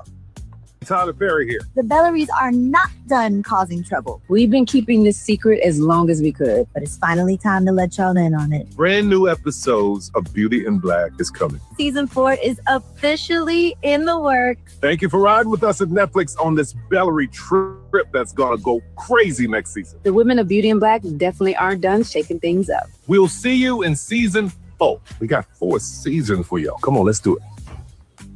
So this was a reversal after Netflix said it was going to be season 3 only, okay, which is incredible, okay? By the way, in other news, Giselle Bryant is still that without a man. Shout out to that. But Keanu Stewart is engaged. Congratulations. The Real Housewives of Potomac star announced that she is engaged to her partner, Greg Diggs, showing off the next big step in their relationship. Kiana shared the happy news with fans on IG, captioning the sweet post, God's timing writes the most beautiful love stories, the most beautiful chapter of my life begins with us. After being a friend of the show, she joined the main cast, RHOP, for season 9. Season 11 is currently filming. It's highly speculated that Kiana has exited the series. And there is Giselle Bryant. Oh, there you go. And I think the best comment, a pick to finally put in the frame. Brittany Knutt, well done, my sister. Well done, well done, well done. That is so beautiful. Congratulations. And to wrap up this good news, I got one more for you.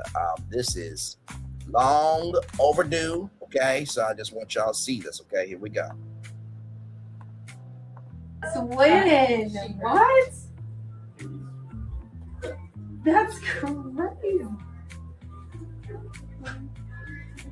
Oh my gosh, that's crazy. That's so cool. The kids are going to love that. That's insane. Sweden. Keke Palmer is getting a star on the Hollywood Walk of Fame. Congratulations. Just absolutely incredible.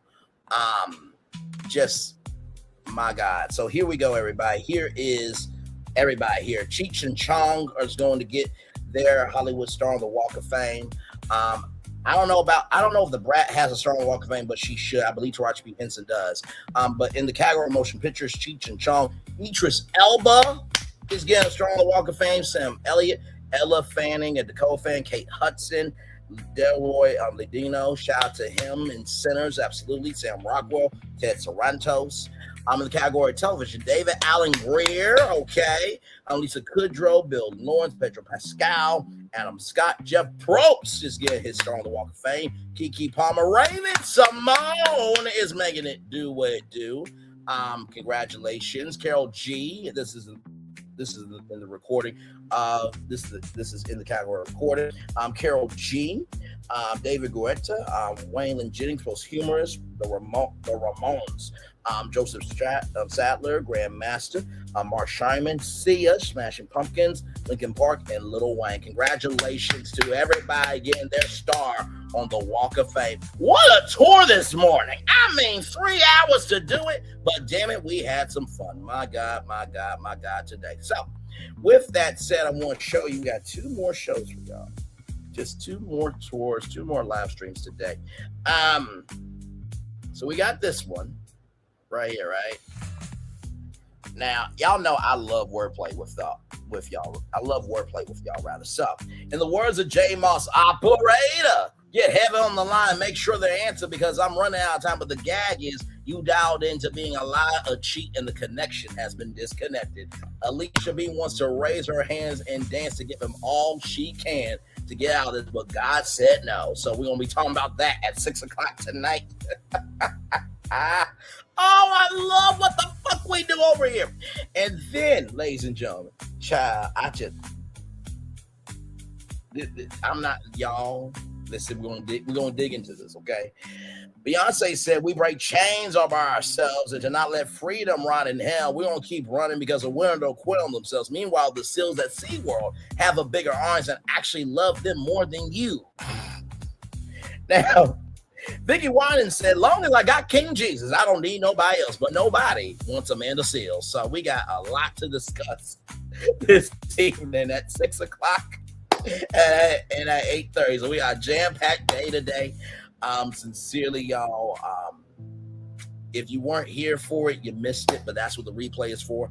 Shout out to the two people that are here currently. Thank you so much for being here all show. I appreciate y'all. Like I said, y'all, it is a thrill, it's a joy, and it's a blessing to be able to showcase the totality of all of the culture, not just the parts we want to talk about.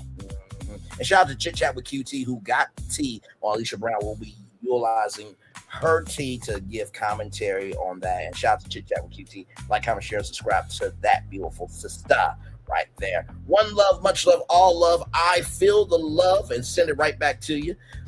Absolutely, indeed. You know what? Let's play the anthem real quick. Let's play the anthem on our way out. Love you all, value you all, and appreciate y'all. Live your best life. Don't take nothing less than the best. And always remember, your dash is yours. If it's not fulfilling, it's because of you. If it is being fulfilling, or if it is being fulfilled, it is because of you. We are the authors of our beginning, how we make the book, and how at the end, how the book comes out. Love y'all. Peace. Have a wonderful day. Bye.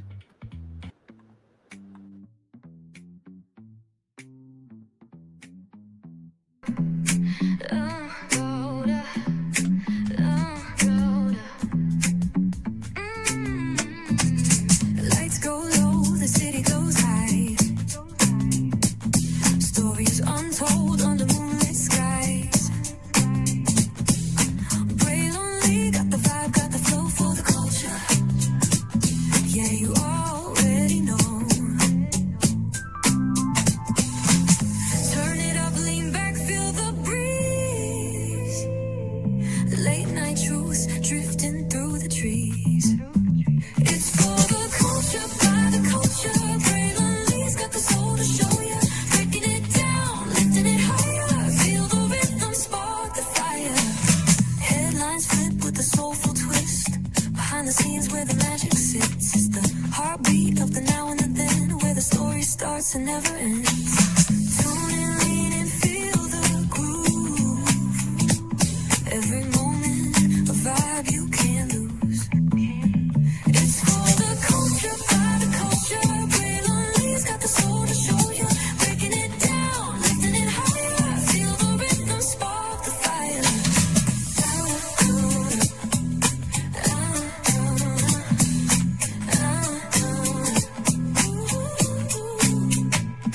Hear the whispers in the city's hum. Echoes of stories where we're from. A beat, a step, a voice so clear. The pulse of us, it's all right here. We got soul, we got flavor. Every moment is a savior. Every experience is an overcomer. Turn it up, feel the glow, let the rhythm flow.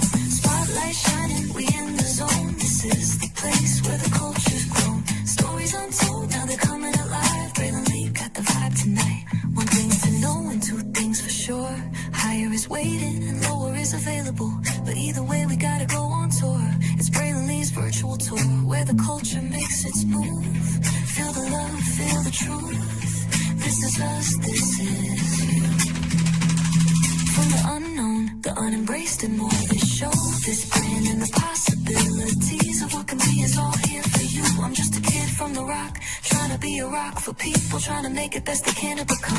Being moved as a creator of power, to lift up all of us, not just a selective few. For the culture, by the culture, here we be. Braylon Lee, bringing life to your screen. Feel the soul, feel the truth, we're free. Trust and believe it's entertainment, news done our way with. Braylon Lee, spotlight sharp like a diamond shine. We see the stars, but the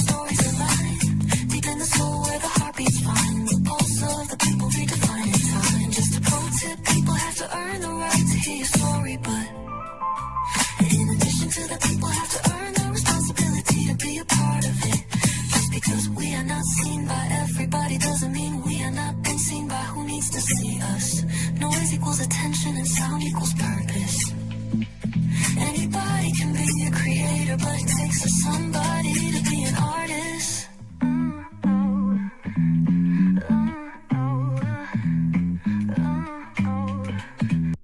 I thought I should tell you they've been talking about you. Yeah, they've been talking about you. They've been talking about the fact that they've done everything they could to stop you and everything they could to block you, but you still win. They've been talking about the fact that they have undermined your success and they have tried to sabotage your seasons, but you keep winning. They've been talking about the fact that even though they don't like each other, they get together to try to kill you, but you keep winning. They've been talking about the fact that you were voted least likely to succeed, but like cream, you keep rising to the top. They've been talking about how they tried to burn your world down, but like the phoenix, you rose from the ashes. They've been talking about you, and you know what they say? Oh, she's just lucky. He's just lucky. But no, you ain't lucky. You're anointed.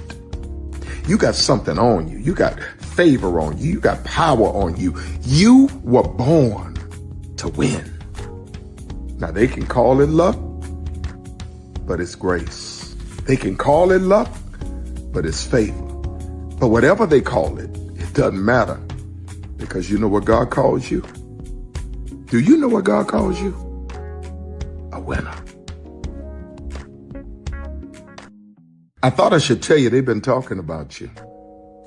Yeah, they've been talking about you. They've been talking about the fact that they've done everything they could to stop you and everything they could to block you, but you still win. They've been talking about the fact that they have undermined your success and they have tried to sabotage your seasons, but you keep winning.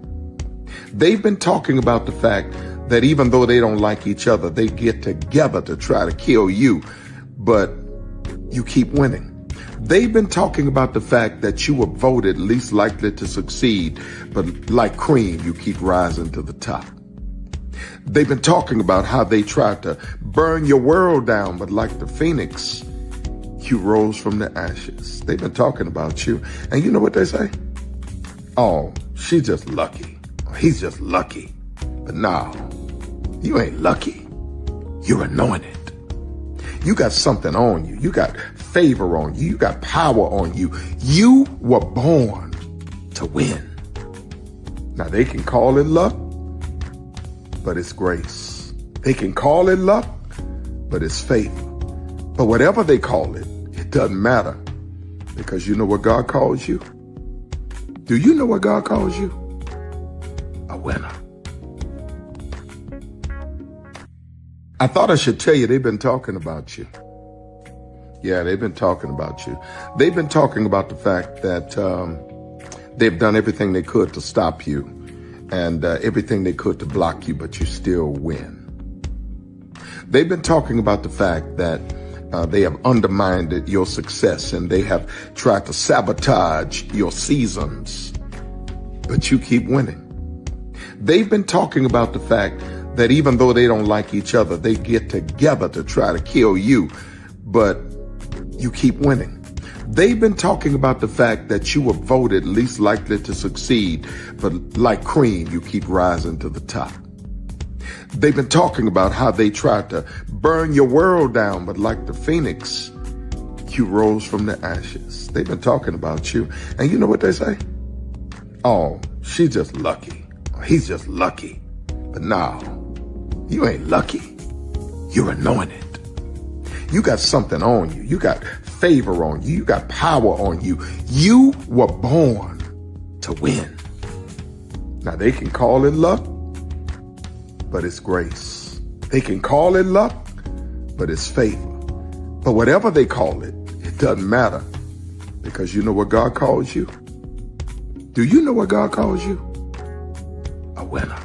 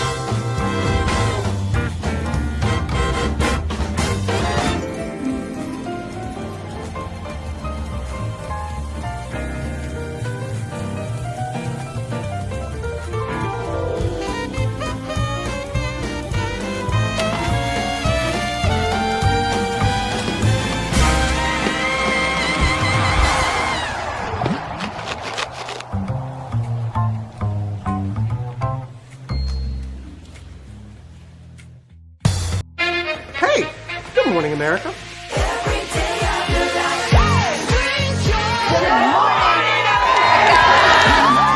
Good morning, America. Good morning, America. Good morning, America. Money. Are you ready? They are ready. Covering the biggest events in the country right now. There's a lot going on here this morning. It's always a good time. That's what the show's about. That's good. Really good. Very good. Coming in hot. Jimmy coming in hot. It's far from elementary. Good morning, America. I'm not going to try to strut like Michael or anything. I have known George a long, long time. Have you ever gotten him to dance? Look at that face. You don't just see it, you feel it. I'm in. I'm in. I'm in too. I'll be there. I am here and so happy. I'm in. I'm in too. I'm in. That tells you something when Snoop Dogg's in. Michael, George, where? Ginger.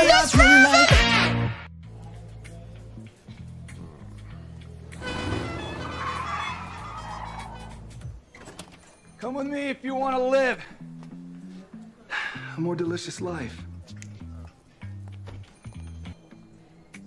Oh, maybe we should get in the van. In this world, we don't get to control much. The past, male pattern baldness. What geese? Got one right now. The urge to pop that bubble wrap. But there is one thing we do get to choose every single day: what we eat. Welcome to the Sonic Department of Research and Deliciousment. We have everything you want, didn't know you wanted, and some things you didn't know were possible. Because we believe if you're not having fun, you're not living free. So come on, let's live a little. Prepare for a journey beyond imagination, beyond belief, beyond anything you've experienced before. Universal Epic Universe, a new theme park where you'll step through extraordinary portals to 5 immersive worlds. Prepare for a cosmic voyage of discovery, an isle of fire-breathing excitement, a shadowy world of monsters and mystery, new wonders in the wizarding world, and a new way to play. Plus the splendor of a magnificent resort hotel overlooking the park.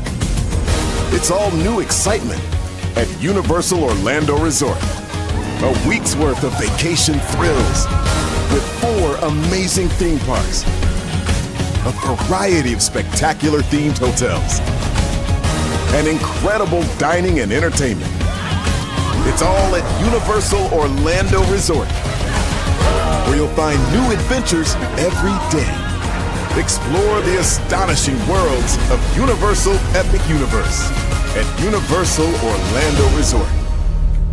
Because here's the thing, a good streamer can find other content. Because here's the thing, a good streamer can find other content.